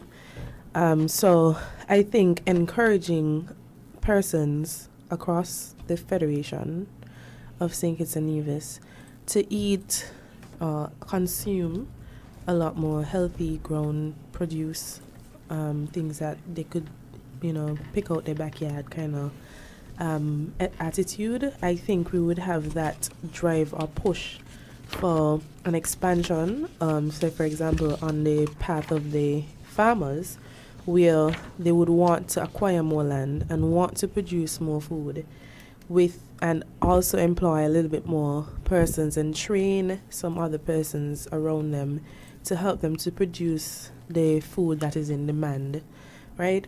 That comes also with, that kind of recognition comes with business mentality. So we know for sure we need to also train our farmers in a little business skills, teaching them when and how to react to opportunities that exist in their market. So we have that, and I think also probably reducing or legislating or prohibiting, whatever you would like to call it, some of the foods that are harmful to us, that would also encourage persons to find substitutes that we can grow locally. Again, that's economics in itself. You know, when you eliminate something, people are going to look for something else to substitute that with. So if we could think about and look at the fact that a lot of the food that we have are greatly imported, and that we can expand more as it relates, because we do have a lot of land and we do boast of that fertile land. We could do a lot more as it relates to food production. I know we have a really good agro-processing units here. It's very good, and they're very encouraging to the current farmers to help to produce stuff like hot pepper, guava cheese, tamarind balls, jams, drinks, any kind of, that kind of thing. Bring your stuff and we help you, and labeling of the items. But we also need to push for a level of standard that's going to be acceptable, so that we could obtain ISO certificates and so forth for international exportation of our products. So there are lots of things that we could look at to help to boost that aspect of our island life. Okay, so before we go further, I just want to talk a little bit about what food security is. I think we jumped the gun a bit there. So I'm going to read this definition from United Nations Committee on World Food Security. And it says, food security is the condition in which all people at all times have physical, social, and economic access to sufficient, safe, and nutritious food that meets their dietary needs and food preferences for an active and healthy lifestyle. So I think when we think about food security, we have to think about all the components of it. The supply of the food, or access to the food. Is it affordable? Can we physically, access it? Is it nutritious? Because people tend to think, okay, any kind of food is available and readily available, so you have food security. But, they don't think about the nutritious part of it, as well as preferences, because, certain people have allergies, for example. So that is something to think about when we discuss food security. Yeah, sure. I just want to maybe hold on to what Desi said there towards the end a little bit. When it comes to food security for us here in St. Kitts and Nevis, we, and speaking, I guess, of agriculture in that aspect, St. Kitts is what, 69 square miles? I'll scratch out Port Zante is the 1 square mile there, so maybe 68, right? And Nevis is what, 36 or so, right? Square miles. Our islands are not going to get bigger. So the idea of agriculture and farming has to be sort of revolutionized. I think we are too much into the old thinking of, subsistence farming, to me, which is what we do. I don't know if we do any commercial farming on a large scale. Some people have large farms, but is it really commercial? I don't know. I'm not an agriculture expert, so please no agriculture farmers get upset or anything. But we really need to diversify. I have a good friend of mine. His name is, I don't think he would mind me saying his name, Mr. Stuart Laplace. And he's, we were classmates, and he's a lecturer, at the Clarence Fitzgerald College. And he is, I would say, our foremost expert in St. Kitts and Nevis in hydroponics. Mm-hmm. And hydroponics is a very, very interesting field. I don't even want to call it an emerging field now. I think it is widely used. Where essentially you use less land space. You're not farming in the soil, but you're planting the seeds in some water, in some liquid solution, where the nutrients are pumped to the plant continuously. So your yield is much more, and in a much shorter time. And again, less land space. And so, in that respect, these are areas that persons can go into. We have, for example, the Snapper project, where Dr. Brown over there in Connery, they're doing growing tilapia and other. And it's also marine- also being expanded Yes. because the government is actually looking at large-scale aquaculture. Mhm. So they're going to be buying the equipment that is necessary, and Stuart Laplace, along with Dr. Leighton Narain, are actually at the forefront of this project. Right. And I mean, they brought it to many other islands, St. Martin, Saba, I've seen them go to Jamaica. Many islands, because again, we don't have that much land space. Yes, Desi spoke earlier about us we restricted from going above the 1,000-foot contour and that sort of thing. But, I mean, I think farming, and Amali spoke about education, and I don't want to just say farming. Agriculture is more than just farming. So let me just say agriculture. But Mali spoke about it earlier when he said education is very, very important. I could remember doing agricultural science in first farm and second farm. No, I wasn't interested in agriculture. You know, everybody has their own interest. But I think the prevailing thought growing up, and I think maybe even now, is that it is a dirty job. And when people hear agriculture, they think you got to be up early in the morning before the sun come up and digging up the land and blah, blah, blah, and it's very tough and so on and so on. And there's some truth to that. And like I said, it's about, I think, diversifying the way we would farm. We can do hydroponics, other things as well. But it goes back again to us. We started talking about resilience earlier, but we were more talking about the environment and so on. But the agriculture aspect of it is very critical. Just after Maria devastated Dominica, we realized there was an uproar in St. Kitts because persons couldn't get seasoning pepper in the market, and the Dominica boat, quote unquote, Dominica boat didn't come in, and people, I mean, just this week, I was trying to get some breadfruit. People saying no breadfruit, and I know breadfruit does be knocking dog, as we say. All over St. Kitts, I was really surprised by that aspect of it. So, I mean, how do we create this food security? We have a lot of vulnerabilities, like I said, the hurricanes, not just us here in St. Kitts and Nevis, but you can see the effect when other islands get hit and so on. I think we really need to sit down and look at what we grow. And when we grow it, clearly the climate change effects have messed up the seasons. Whatever used to be we know is going to be the wet season is not necessarily the wet season anymore. The dry season is not. It's all off kilter right now. But I think it's incumbent on the farmers to really, I don't know if we could get together. I mean, there are some cooperatives and so on, but you can't be growing the same thing. Everybody's growing the same thing or similar things. So you go down the road or you go to the market and you are just looking maybe for the best price or the ones that look better to you, because everybody's stall basically has the same thing around the same time. You know, you're growing this. Why can't we do commercial farming? Why can't, just the breadfruit part of it. Just as an example, I'm not saying this is the gold standard of agriculture or anything, but why we can't have a farm that has several acres and is a breadfruit grove, and at the end when they harvest and so on, yes, they can feed us here in St. Kitts and Nevis, supply the hotels, etc., restaurant, but at the same time can do some agro-processing, whether it's breadfruit chips, breadfruit flour, which we are making some breadfruit flour, and so on, other products, and ship those out. So we know Amali, his grove is the breadfruit grove. You want breadfruit, you go to Amali. Not that Amali is growing tomato, basil, okra, and sweet potato and so. All of that on a small scale, going to the market, and then next to him, the person selling the same thing, sweet potato, tomato, blah, blah, blah. So you're thinking of farmers specializing in a Yes, certain thing yes. on a large scale. On a large scale. So So you can supply locally, but regionally they demand. There's some people, some islands don't have no breadfruit trees. I don't know why I keep harping on bread. I love breadfruit.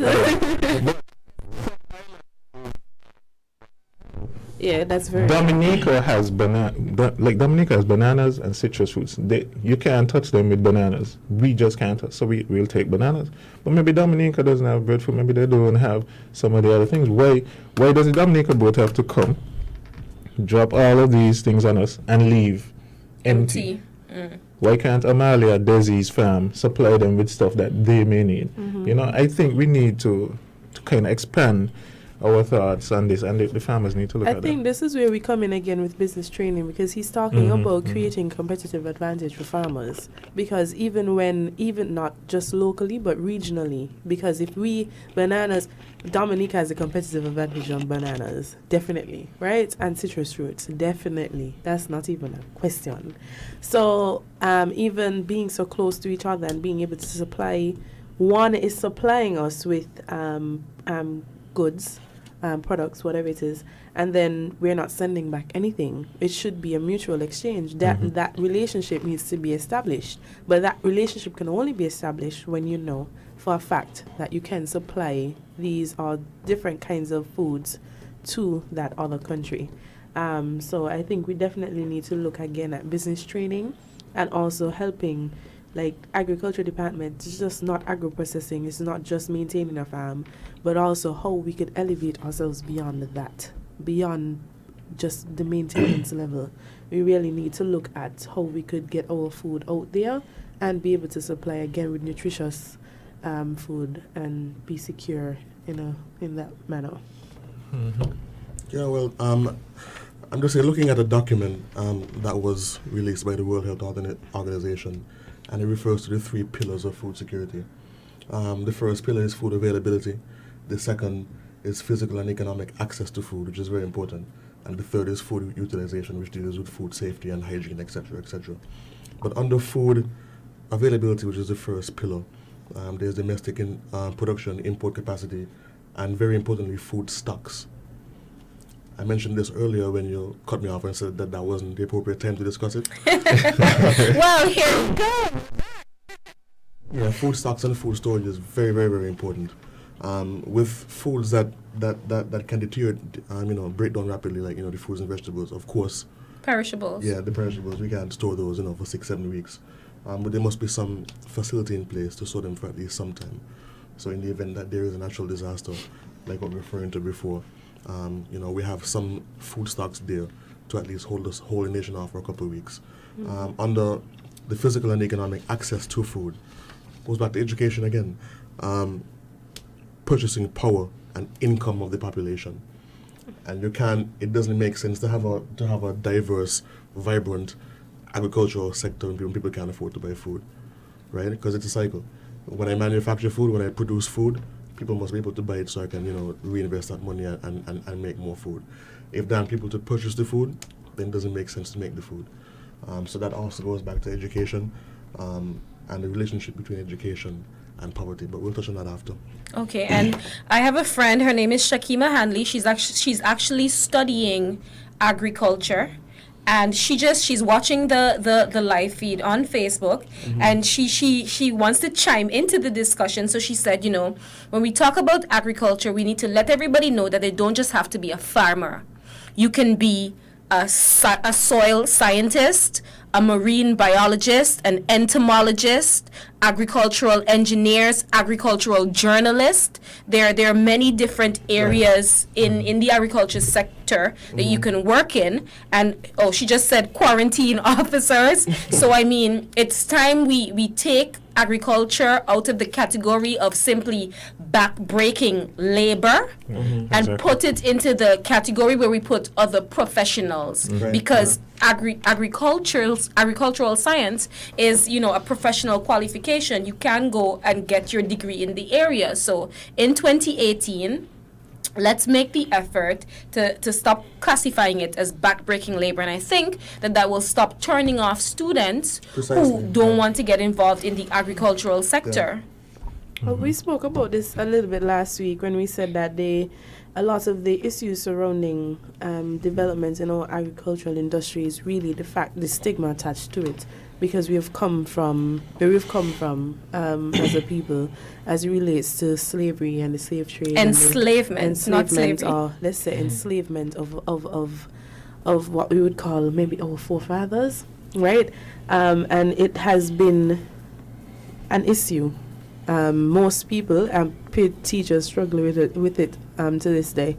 Where agricultural teachers speak of the fact that students don't want to go out and do anything related to that because of the stigma attached to it. So it definitely has a lot to do with campaigning and relieving people of that mentality that we have, and also sharing with them how beneficial it would be to them, their children, and so forth. And because that's a thing. I mean, I grew up with parents who grew up on farms, both of them actually. So it's not an issue for me if I want to go plant something and develop my own little garden on the outside and try to grow my own food, because my mother does that up until this day. So she doesn't have a huge farm, but there's small things that she would prefer to grow at home. She wouldn't have to buy when she goes to the market, which makes a lot of sense. So it's really mentality and where you're coming from. It's gonna take a while, a long time, because we also have to make sure we infiltrate that attitude into our schools. Because if we're teaching children about our enslavement, we also have to remind them that this is not who we are now. And this isn't supposed to restrict you from wanting to do certain things and helping to liberate yourself. Because I honestly think being able to do anything for yourself and your country is a sense of, it feels good. It's liberating to feel and know that you could actually produce and do things for yourself. Correct. Just to go on at maybe international kind of side of it, we are members of the World Trade Organization, St. Kitts and Nevis, that is. And, well, the St. Kitts and Nevis Bureau of Standards is actually the national inquiry point for the World Trade Organization. And so we see a lot where trade can be affected greatly when it comes to food. And so when we talk about food security, we have to look at it as well from the international standpoint. Like, what happens if we are not able to get the foods we typically import and so on? I know persons we like to say, well, why are we importing all these things? We just simply cannot produce everything, and persons have different tastes. And again, we are members of the World Trade Organization, which means we can't have any barriers to trade per se. We persons must have equal access to our markets and that sort of thing, as we do for their markets as well. And so for us, again, and I'm a Caribbean man, I like to think of the Caribbean when I speak, and I think we need to promote more local and regional linkages when it comes to food, not just the fruits and vegetables and so on, but all types of food and food products. I could recall growing up, we actually made macaroni here. There was Nova Foods, and they made macaroni, they made corn curls, cheese curls, and these sort of things. I'm not sure what happened to that company. I know we make ice cream here and these sort of things. I don't know how much we export in terms of that. But these are the things we really need to get back to, and hopefully that will help to improve food security if we have these local regional linkages. If I know I can get food supplies from Antigua and Barbuda and Dominica and so on, and we can in turn also supply them with food. That is how you can secure your food. So if something happens far afield in the international spectrum, we know at least we can get stuff from Trinidad, Jamaica and so on, and we can supply them depending on what we produce here as well. Okay, so in terms of getting from point A to point B, what is needed to get there? To get from where we are currently, where we don't produce enough food, and where whenever there's a natural disaster like a hurricane, we go into panic mode where agriculture is considered, dirty and backbreaking. How do we change that, and how do we produce more food? See, now, Elsie, you're going into a whole other realm where you're trying to change people's behaviors. I mean, farmers, many of them, I think, are set in their ways. Hey, I grow my thing, I grow sweet potato this time, this is when I grow in it, I don't care what you say, and so on and so on. So it's really going to take some good research. We really need to see what are the needs here of St. Kitts and Nevis, and farmers can look at what is the niche market for me, and again, introducing things like hydroponics and so on, where you get faster yields and larger yields, or yields in a faster time and larger yields, and also looking at exporting. We have this notion, I think, in St. Kitts and Nevis, where we always argue about this coming in, whether it's human beings or food, coming into our country. Oh, this is coming into our country. This is coming into our country, and we never look at it as we can export too. I mean, there are many Kittitians and Evisions who live outside of St. Kitts, and then we argue, oh, people coming in. There are many products that we can produce here, foods we can produce here and export, but we don't think that way. And then we see something coming in, we say, oh, why are they importing all of these things? Why we can't supply sweet potatoes? Why we can't supply tomatoes, eggs, whatever. So I think changing that mindset, I don't know how we go about doing that, but it's a sort of behavior, and once persons get into that behavior in terms of the farmers, let's say, they're just stuck in that. For example, I don't think we used to have I think it's Barefoots, we used to have milk. We used to produce local milk. I don't know if we do that anymore. And now you import the milk, and it can only last on your shelf, your fridge, maybe 7 days, because it took 7 or 8 days to come here by ship or whatever. So if you produce locally, then you could have your milk and have it for 2 weeks, 2.5 weeks, depending, and so on.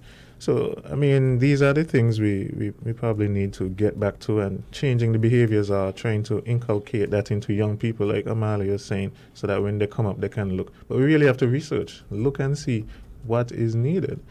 We produce lots of eggs. I know we have good poultry farms here, so that's a good thing. But we don't do any dairy. Maybe we can do a dairy farm again, and that sort of thing. So it's about diversifying our thoughts, I think, and trying to diversify what we produce, whether it's fruits, vegetables, or actually the agro-processing that I think is picking up now. Maybe we can look into that a lot more. Yeah, if I could jump in here,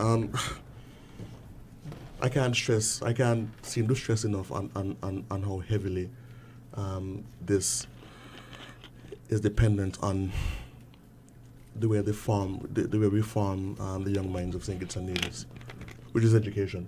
I mean, I went to university, and out of all the people that graduated CFB with me, or even high school, the number of them that actually went and studied something agriculture related is close to none. I mean, all the people from my generation went to studied accounting, economics, medicine, law, marketing, business, psychology, management, computer science. I have one friend that just finished studying environmental science, but I don't know of anybody, I may be wrong, but I don't know of anybody from my generation that actually left St. Kitts to go and put their efforts into studying anything agricultural related, right? And that goes back to the perception that we have of agriculture, the stigma attached to it, and the lack of us exposing the young minds of St. Kitts and Nevis to the different fields in agriculture, like your friend was saying, right? The different fields, not just the backbreaking aspect of it. It doesn't have to be that, right? There's agricultural law, there's agricultural science, there's agricultural research that they can, focus on.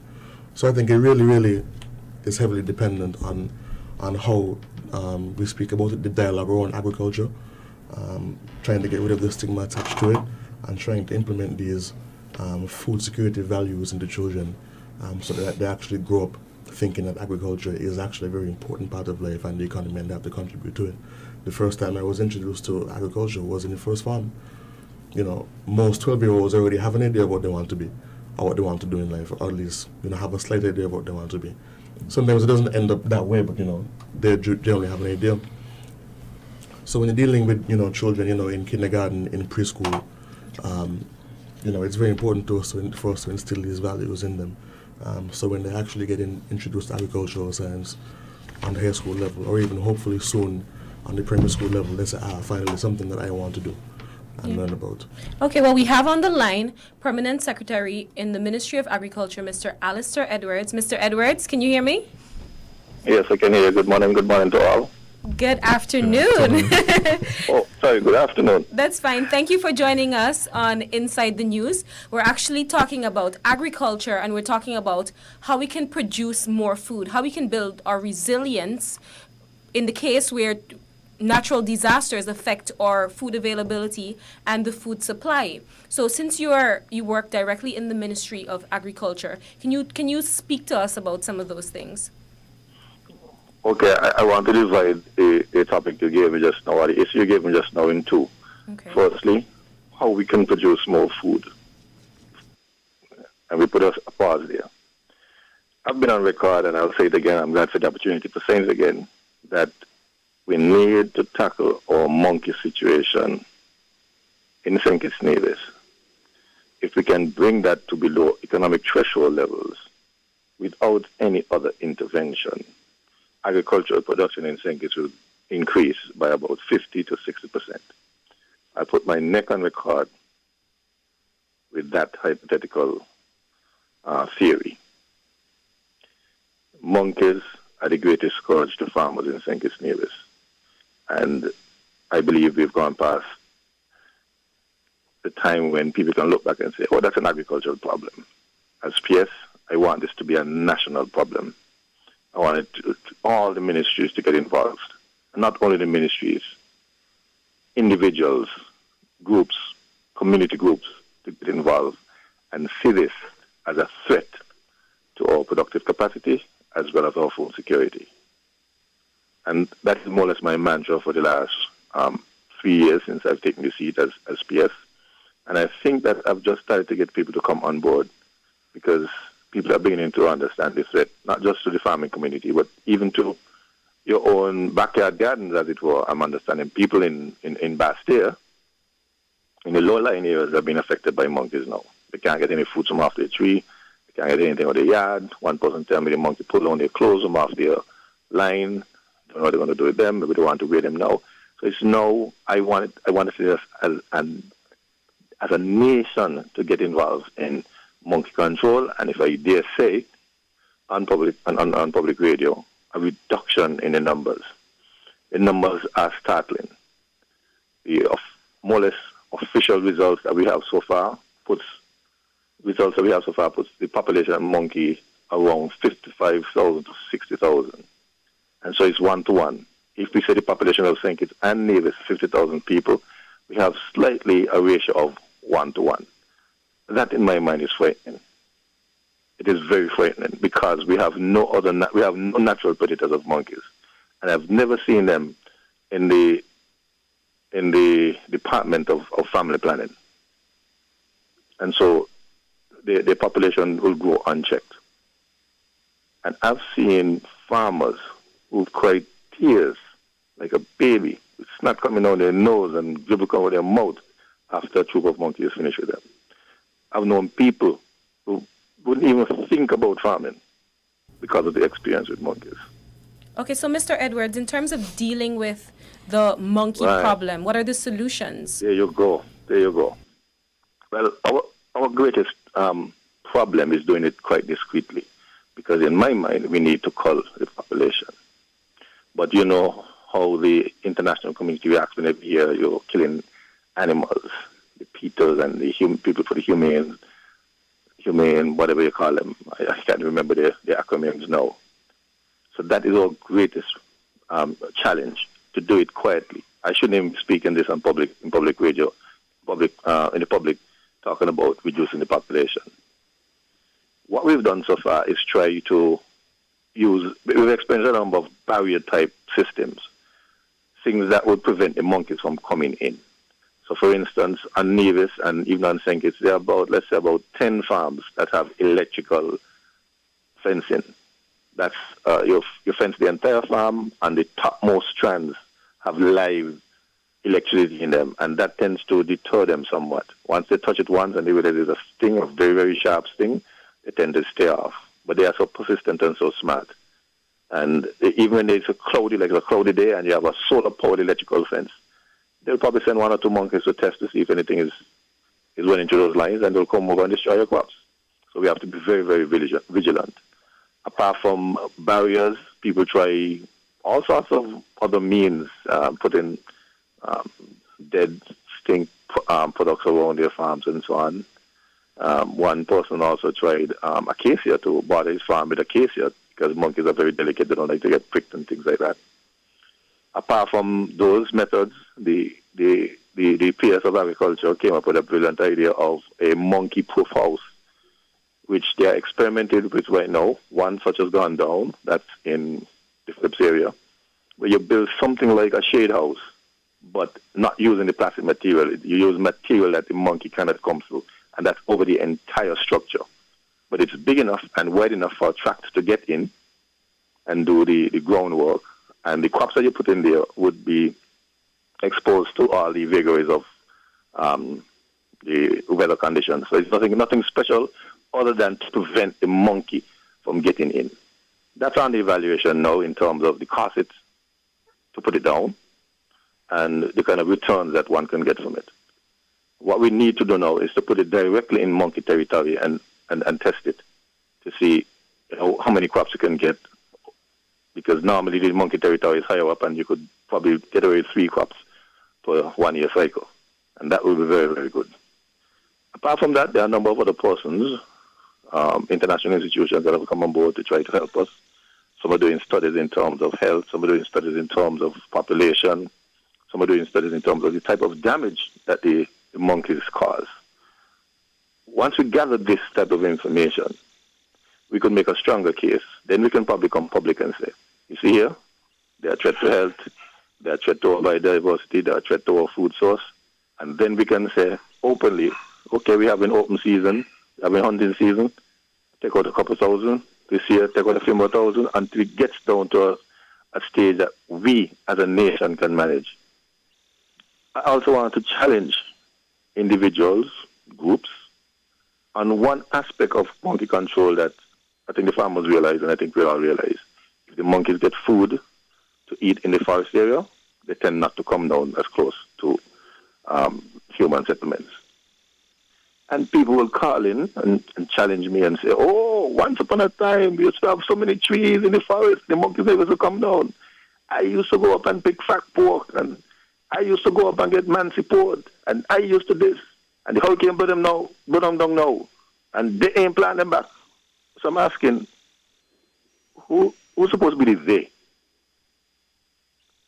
If you yourself go and plant 10 along a forest trail that you're accustomed to exercise or whatever, or visit, then that would be a form of decoy control. Monkeys would tend to eat what you plant there that you don't really want, or you could visit it now and again, and they would not come down.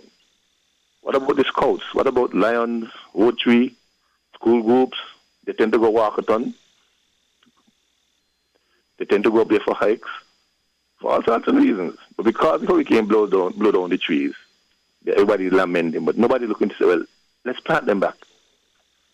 Let's take the civic responsibility of planting back these trees so at least the monkey doesn't come down in my yard. They would stop there and eat the oranges, and the mancy ports and the wild banana trees, whatever you plant. That you don't really care for so much. Low economic value, but you'll keep them off from the proper economic crops. I want to rest there for now. Hi, Mr. Edwards. Any further questions? Yes, there's one other question I want to ask you, and we were having a discussion about it a little earlier. It's about, in terms of what the farmers in St. Kitts plant, is there a sort of plan that determines what types of crops the farmers in the cooperatives or whatever other groups there are that determine what crops that they produce for St. Kitts? That's a very interesting question, and I could the proper answer to that is yes and no. Let me explain. Yes, there's a plan, but whether or not the farmers follow it, that's the greatest challenge that I think most of agriculturists will experience in their course of work. Farmers tend to grow what they're more comfortable with. Farmers tend to grow what they think that will make more money on in a faster time frame. And so over the years, we have enough time of our life to get them to schedule their crops, that's one, and two, to spread their risk in terms of different commodities.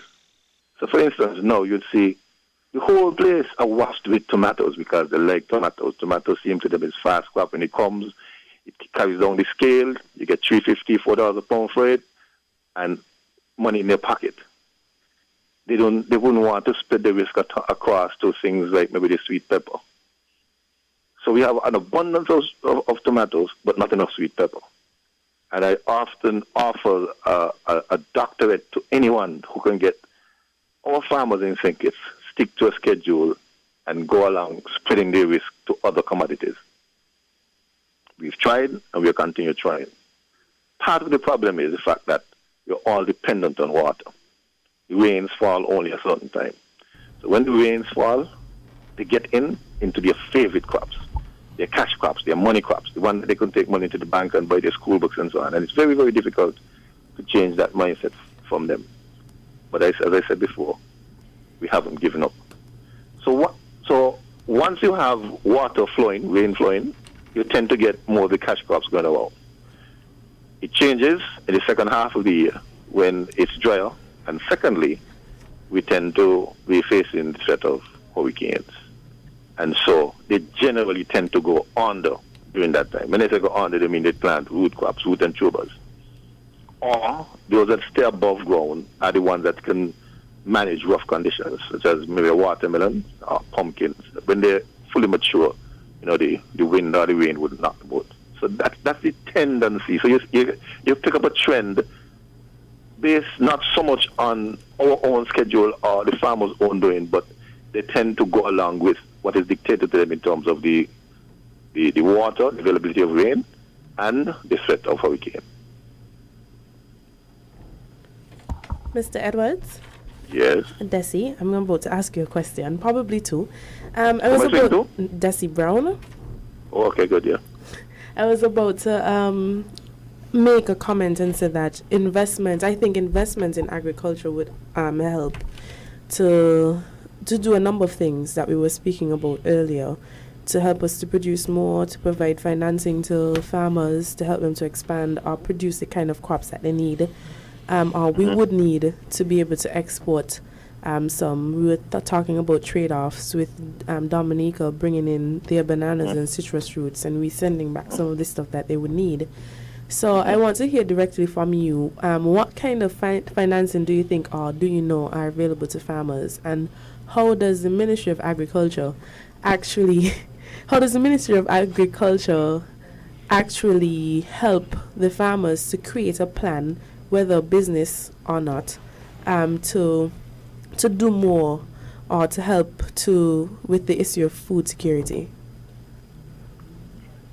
It's a loaded question, so let me try to break it down.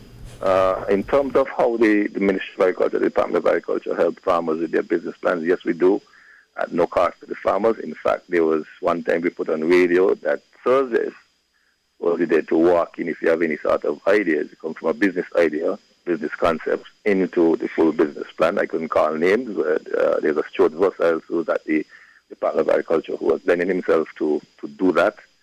Other than that, those who didn't feel comfortable with the Department of Agriculture and the business plan, we've had other persons who we recommend that they can go to for maybe a small cost or in some instances gratis. I cannot call another name again. There's, what's his name? Fabi Douglas, Eilis Palmer, who works for Jeff.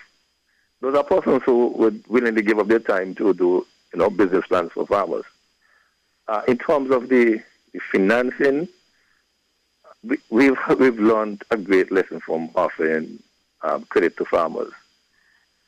They normally don't service them very well from the Ministry of Agriculture itself. So we feel more comfortable that they go to the lending institutions like Development Bank, credit unions, FND, to borrow loans, borrow money for their farming. Yes, we do assist them in terms of their encouraging them to keep records, indicating them the type of records to keep that would allow them to get the type of loans that they want. So that is how we offer it.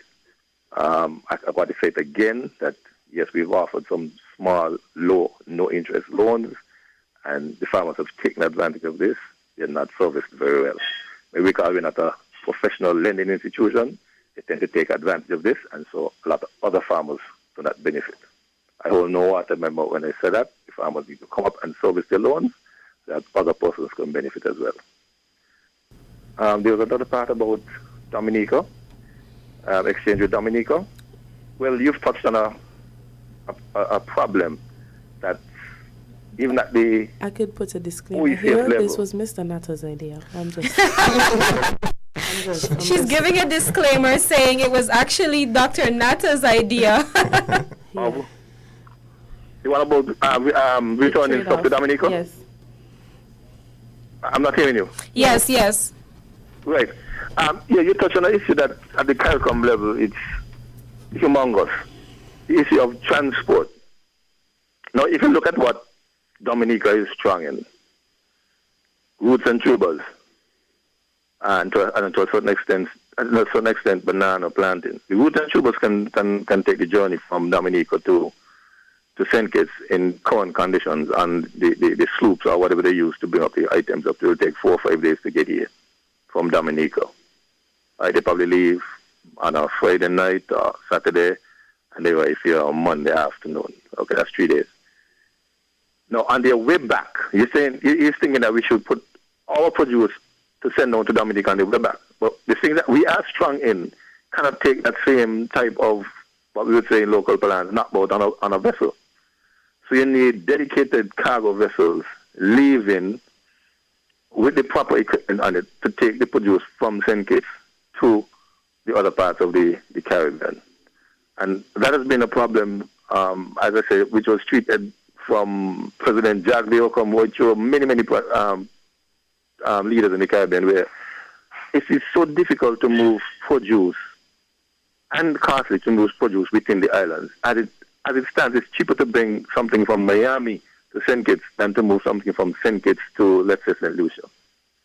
And who leads in relation to that? Businessmen don't want to take on that because they're not seeing the dollars and cents in it.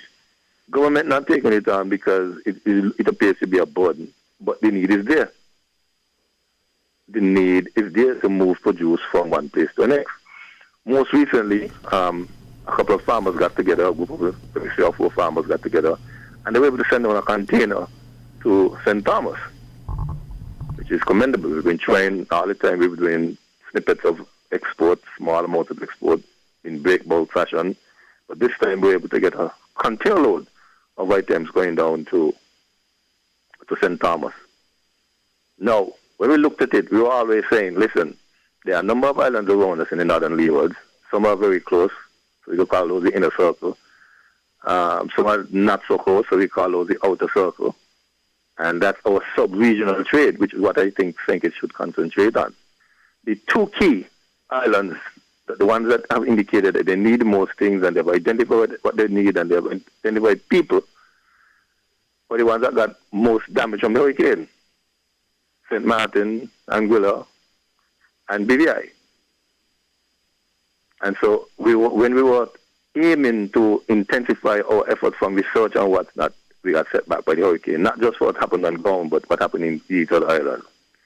So we are waiting and hoping that they build back their structures and economies down there to extend that we could continue to target them in current conditions to move produce from St. Kitts to those islands. Okay, thank you, Mr. Edwards, for being on the line, answering some of our questions, and giving us a lot of information that we would not have otherwise have. Thank you so much. No problem whatsoever, not at all. And don't forget that our monkey problem is everybody's problem. So all of you on the panel, think about how you can control or reduce the population of monkeys from today onwards. We will. We definitely will. Thanks. Okay, we're going to take a break, and then when we come back, we'll discuss our final topic, which is the relationship between education, poverty, and crime. It's a big one, but we'll try to get as much discussion in as we can. The Cable, we provide much more than just the fastest and most reliable internet service. We fill the homes of all our customers with joy and laughter. Our services connect friends and keep families together. With the most extensive fiber optic network, we ensure that you can enjoy the things you love with the people you love. Whether it's catching up with family or old friends, or simply just enjoying your favorite TV shows, people choose the Cable because quality shows. You need new tires but don't know what to get. TDC can help.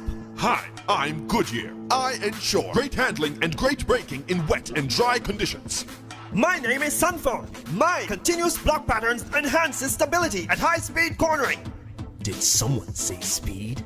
Hi, I'm Torque. Pick me for great performance and stability. Boys, I know exactly what they want. I'm Pressa. I'm the perfect fit for your SUV. Pick me and get the ultra-high performance with outstanding grip and traction regardless of the road conditions. So which one of us are you going to choose?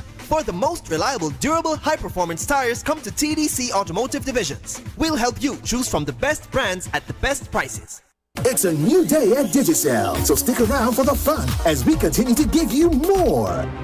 Don't want to miss that movie or game? Now you can take your TV wherever you go. When you buy a Quick Pick bundle, you'll get access to the PlayGo TV app subscription free and 1 hour free PlayGo data streaming every single day. So you can watch your favorite TV shows, movies, or live sports without using any of your data. So go to the My Digicel app and buy a Quick Pick bundle to start watching on the go. Only with Digicel. The Cable, we provide much more than just the fastest and most reliable internet service. We fill the homes of all our customers with joy and laughter. Our services connect friends and keep families together. With the most extensive fiber optic network, we ensure that you can enjoy the things you love with the people you love. Whether it's catching up with family or old friends, or simply just enjoying your favorite TV shows, people choose the Cable because quality shows. Imagine a place that has all that you need. All of the things for your business to succeed. Furniture, copiers, laptops and more. TDC Business Center is your #1 store. Print and copy and scan and fax. Our copy center does all of that. If you're having a party and you need chairs and tents, you've got all your needs at Grand Rentals for rent. The TDC Business Center has everything your business needs. Superior copy and printing services, business equipment and furniture, and a wide array of renting materials for all occasions. TDC Business Center, providing solutions that work. People make the world go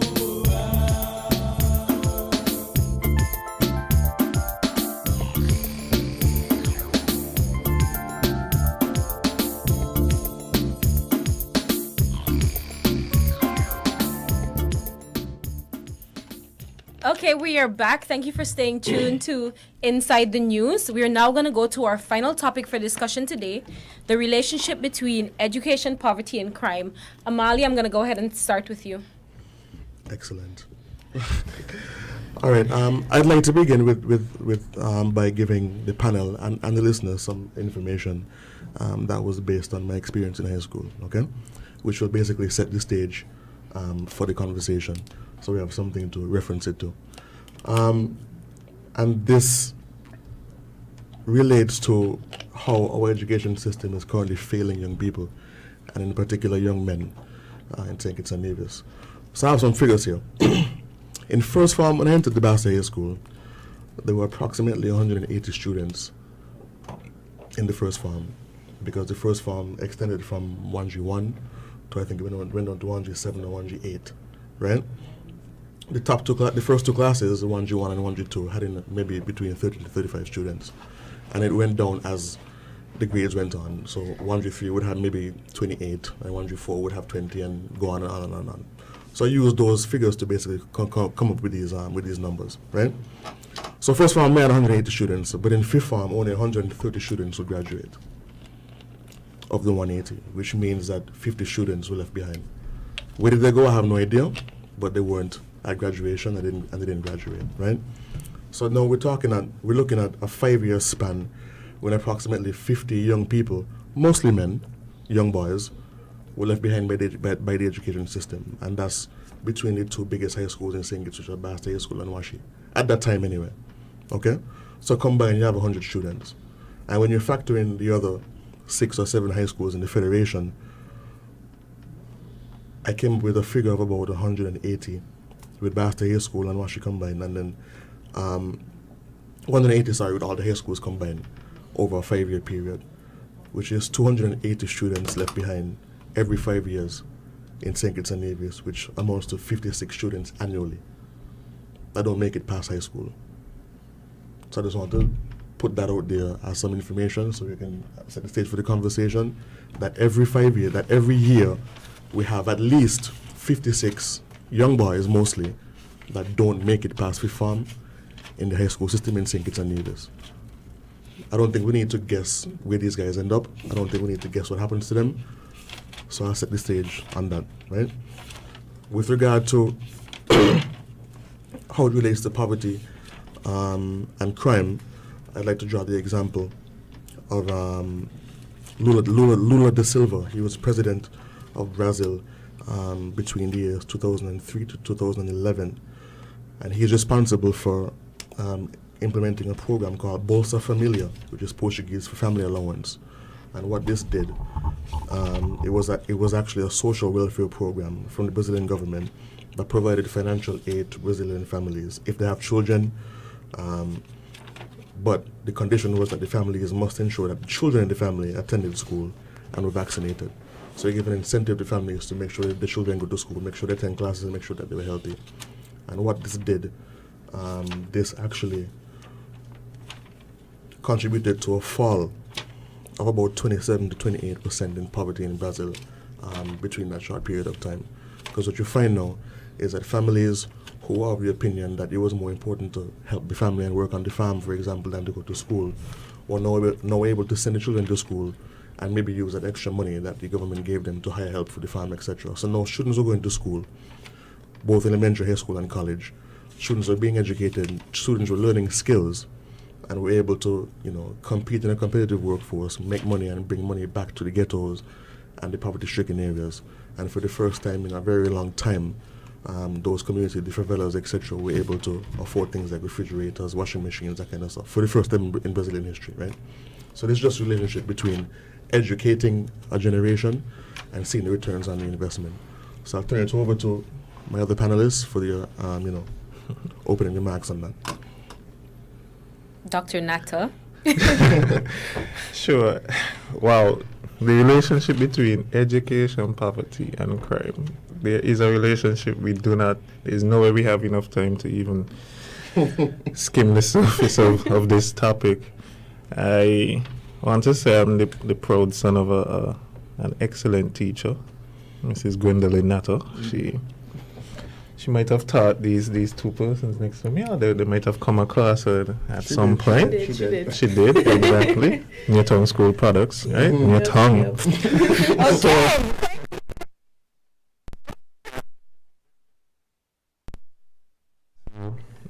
I also taught a bit as well at the CFBC College. I taught at the grad level and undergrad as well. So I think teachers are critical, and I want to start with the education aspect of things. And I think it's Mark Twain who said, I have never let my schooling interfere with my education. And I have a serious issue having been a lecturer at CFBC in terms of the type of students I've come across, the type of citizens we are producing coming out of school.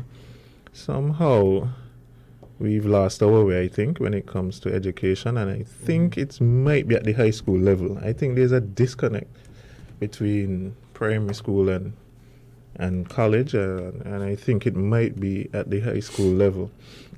But what we see happening is, and I'm going to start at the primary school level, what we see happening at the primary school level is now that we're seemingly teaching students, preparing them to pass an exam, right? I don't know if we're really teaching them. We have the teachers, and I don't blame the teachers per se, I might blame the overall system.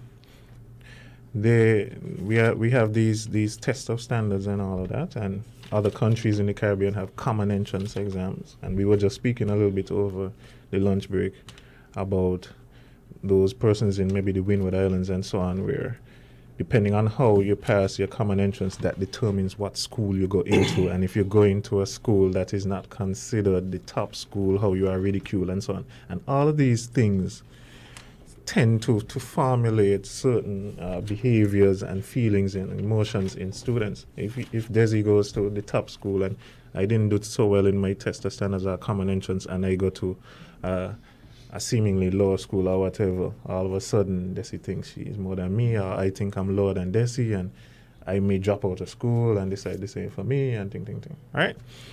So here in St. Kitts and Nevis, we don't have common entrance, but we have test of standards, and I think the teachers are now teaching students to go into that. I think the primary school curriculum is very heavy from what I've seen. I was helping a student once and they were doing monocotyledons and dicotyledons and these things, and I didn't see that until first, second form of agricultural science. And they were doing this in grade 5. So there's a disconnect. What are we teaching the students? Are we just teaching them to pass an exam and move on? And then they go to high school. It's even worse there because now we have CSEC, and we want to know that the child's name is in the paper, and they have 15 ones and 14 and 15 ones and 18 ones and these kind of things. And then while I'm at CFBC, or when I was there, the student comes and they have 15 ones, but they can't construct a good paragraph. They've never asked them, well, what are you going to do after school? And I said, looking for jobs and so on. I said, cool. So you have a resume, don't know how to write a resume, don't have any interview skills, don't have any social skills because they were too busy, I guess, studying. So that part of it, that educational aspect, I'm not sure what's happening with the schooling, but there's definitely a disconnect there, and there's definitely a linkage between that and poverty and crime. I'm from Newton. I grew up, and my grandmother was from McKnight, so I grew up in between McKnight and Newtown, and those are seen, traditionally have been seen as areas where there's crime, and there's some poverty that you would see there as well. I didn't come from a wealthy family or anything like that. And I went to, like I said, Newtown Primary School. It's a public school, so we had a nice mix of all different persons from different economic classes and so on. But there are those, like Amali was saying, he went to class with some persons who now dropped out and so on. And so I had that sort of experience where persons went maybe a different route than I did, and we had the same, let's say, educational opportunities. So even outside of the education, I don't want to get into the family aspect because, of course, family is an important part of it. But in terms of the education and the teaching I got, and I can attest to this, I would have seen my mother where when the bell rang, that didn't mean that the teaching there ended. And I would have seen her stay back with students, and even in her latter part of her career, she set up an after-school program in the local community center and helped students and so on. I don't know how much of that is going on nowadays.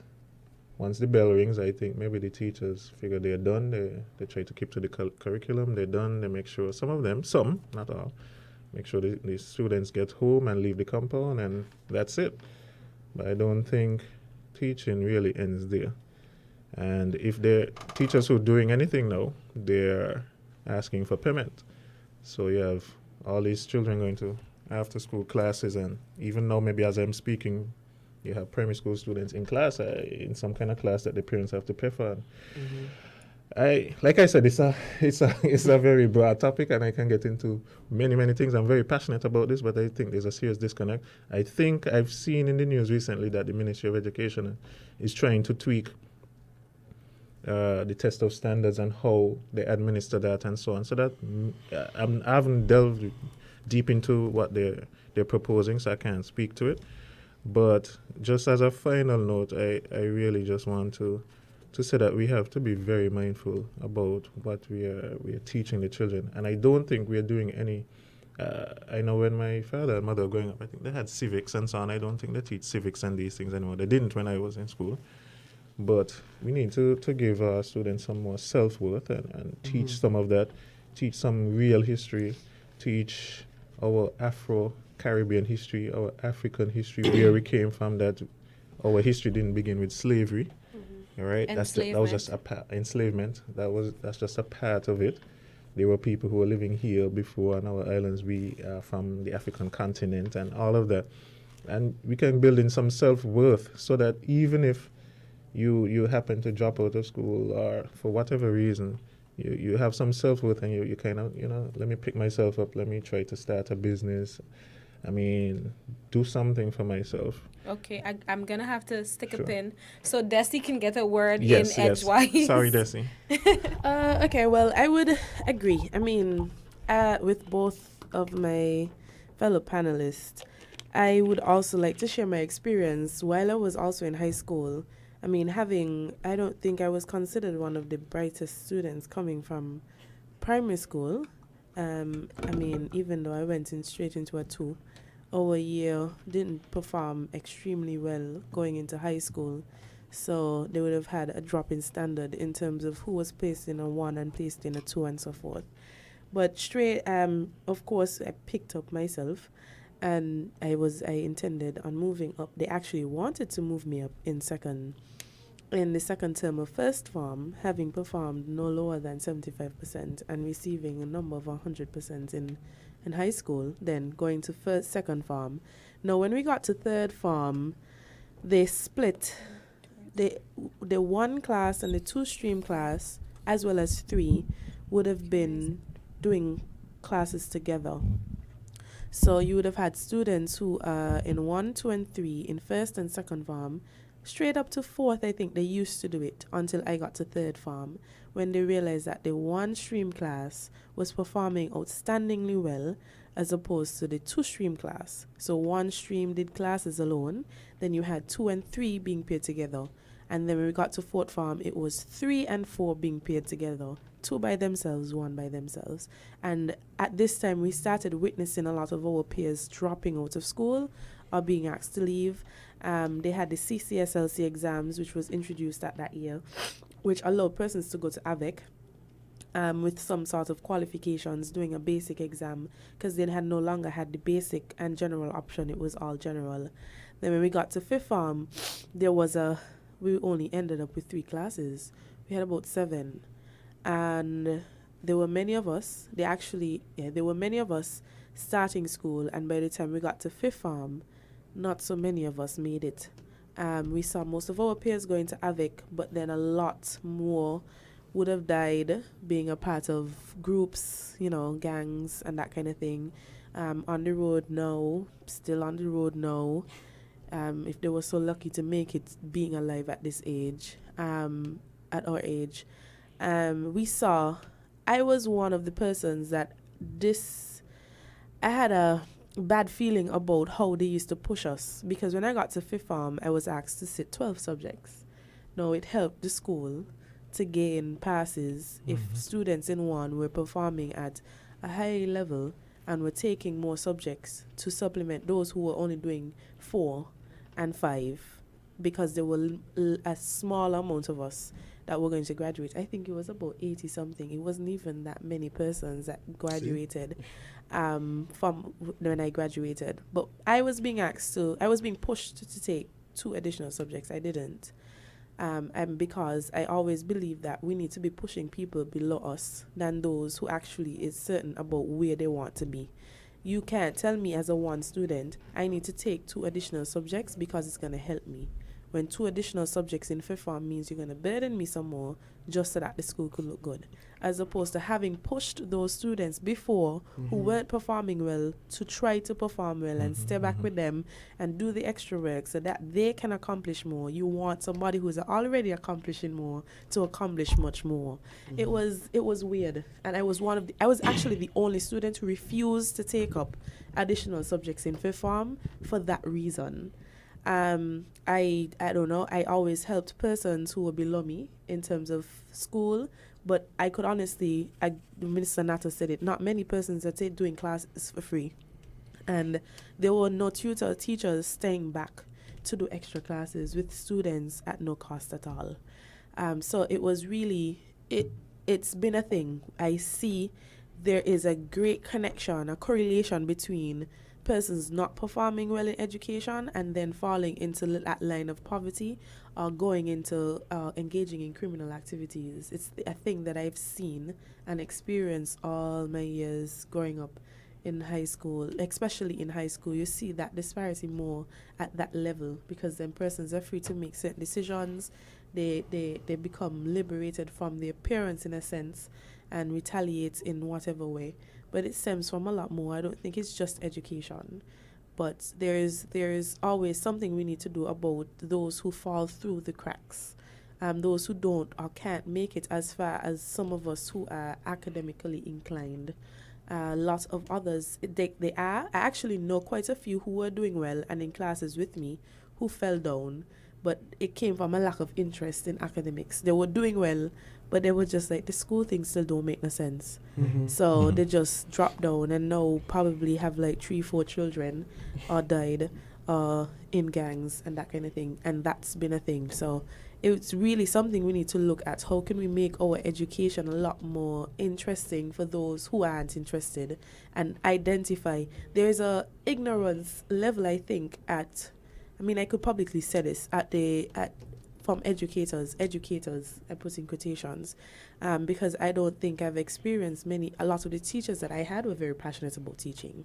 And I don't know many teachers now who are very passionate about teaching, but there are some, right? There are some who go back to college to try to better themselves. They're not being equipped with the tools necessary to identify students who lack an interest, a general interest. They think of it as general rebellion, as in the child is probably just rude and out of order and they don't come from a good home and that kind of thing. But having a dance school myself, I experienced that. But it's not that the child doesn't want to be here. It could be an attitude. It could be I don't want to be among these people kind of attitude, or home isn't good attitude, that they need to actually identify that there's an issue, that child is giving off negative energy or maintaining or holding in negative energy that they need to approach and solve immediately. Okay, so 2 things I'm gonna stick in here. The UNESCO did an education sector review in St. Kitts, and they've actually published the results of that, so we can all take a look at the document. What I've noticed from the document specifically is that they say societal and economic factors actually affect the dropout rates in schools. Another thing is that the Ministry of Education in St. Kitts and Nevis just launched their education sector plan 2017-2021. So it may be instructive for us to go and look at that education sector plan for the general public, to look at that education sector plan to see exactly what changes are being made and how they're going to affect our children, the nation's children. So I just want to hear from you about two solutions each for some of the issues that you've named, in the interest of time. 2. Well, I guess I can start, sure. 2. 1 is starting at the root. I want to say we have an excellent early childhood sort of sector or area. I think that's very, very good. The primary school level, as I mentioned before, I think we need to revisit how what we are teaching our students at the primary school level. There is no reason, and I'm not blaming any parents or anything, there's no reason primary school students should be having to go to these lot of after school, not after school, but weekend classes and so on. There's no way. That something is wrong there. The teachers need to be very trained, it's not just about the degrees and so on. Persons have a lot of degrees. Fine, the degree is good, but we need some real solid training there, and I think we're doing a good job at CFBC. So that's that. And at the high school level, we need to promote not the 20 subjects, but try to focus the students into an area if they're passionate about business, focus on that, instead of business students doing all these sciences and still doing business subjects and still doing all these home economics that they maybe don't need or anything like that. Try to focus them a lot more. I did 9 subjects. They were saying they're trying to get it to do 12, 14 or something. And at the time, 9 was a lot, but I did 9. All right, gentlemen and ladies, I have to interrupt you. We have a breaking story at the moment. I want to say a very good afternoon right now to Mr. Eric Evelyn. Mr. Evelyn, good afternoon. Good afternoon to you, sir. Well, thank you very much for taking our call. We got wind of a pod of whales beaching in Nevis, and we wanted to get an update on that situation from you. Okay, yes. I would have received a call this morning that there are some whales that would have come ashore in the Indian Castle area. And as a matter of fact, when I received the call, some cabinet ministers were having a meeting, and so most of the cabinet ministers were actually at the scene as well at Indian Castle. And when I received the call, I would have been told that they had about 9 whales that had come ashore in the Indian Castle area. As a matter of fact, sometime last year, we would have had a similar situation when about 3 or 4 whales came ashore, probably about maybe about a mile or 2 from that particular area as well. And so we are not sure what would have happened, why the whales would have come ashore. I could tell you that when I got there, a number of persons were already there, and a number of persons are still at the scene. The whales, quite a number of the whales, were actually alive. However, a few of the guys who have tried to refloat the whales, it was being unsuccessful because the sea is extremely rough at the moment. And if you recall, when it happened last year, when they tried to refloat the whales, the surf would have brought them back ashore. However, what we have decided to do, and of course we would have consulted with some of the fishermen there, and we would have consulted with Mr. Lemuel Pemberton, who was former director of fisheries, and the decision was made after the consultation for us to try to save some of those that were still alive. And so we would have contacted someone with a truck and a crane to come, and of course a water truck as well, because the whales have to be kept wet at all times. And so we also had someone with a backhoe come to bury those that were dead, because the fishermen, them who were there, were a bit nervous that, if they're allowed to remain there, allowed to continue to bleed, allowed to deteriorate, then you could have an infestation of sharks in the area.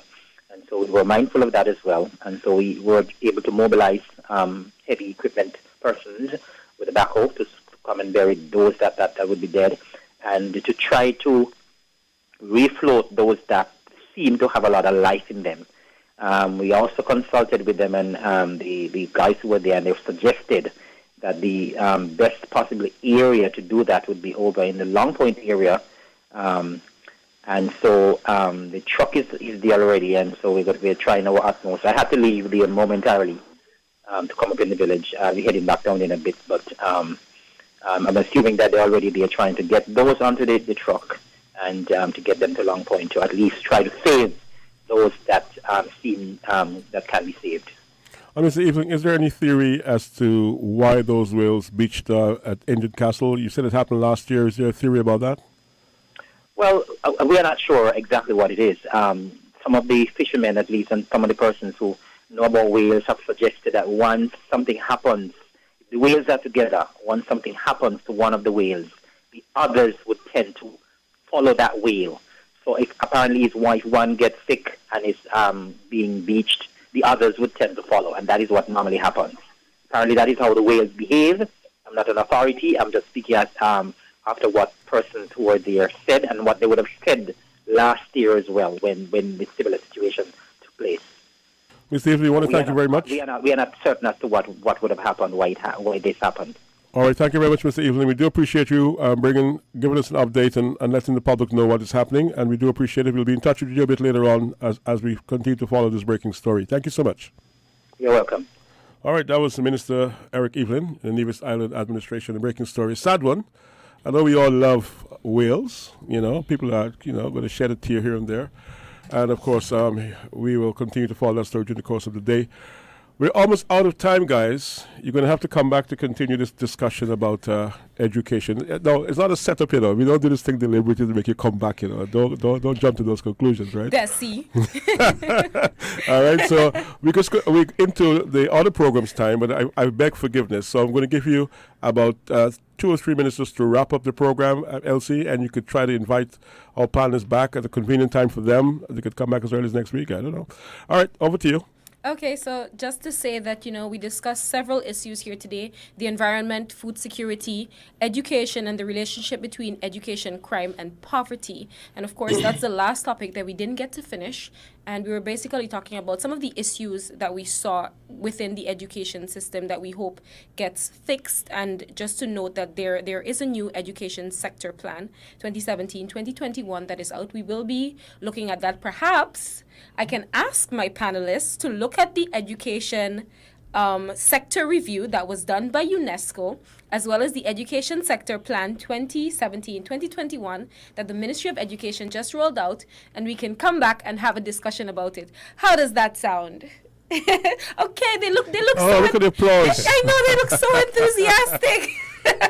so that's that's the direction we're gonna go in, because we really want to, get good discourse going about these issues and do it from a place of knowledge and a place of understanding the issues that actually exist. So that's it for Inside the News. Thank you, Desi Brown, Dr. Marcus Natta, Amali Armani, for being on Inside the News. Stick and stay tuned to Win FM. You can check out the video for today's program on our Facebook page and on our website. I'm Elsie Harry, co-hosting with Mr. Clive Backus. Please join us next week. The Cable, we provide much more than just the fastest and most reliable internet service. We fill the homes of all our customers with joy and laughter.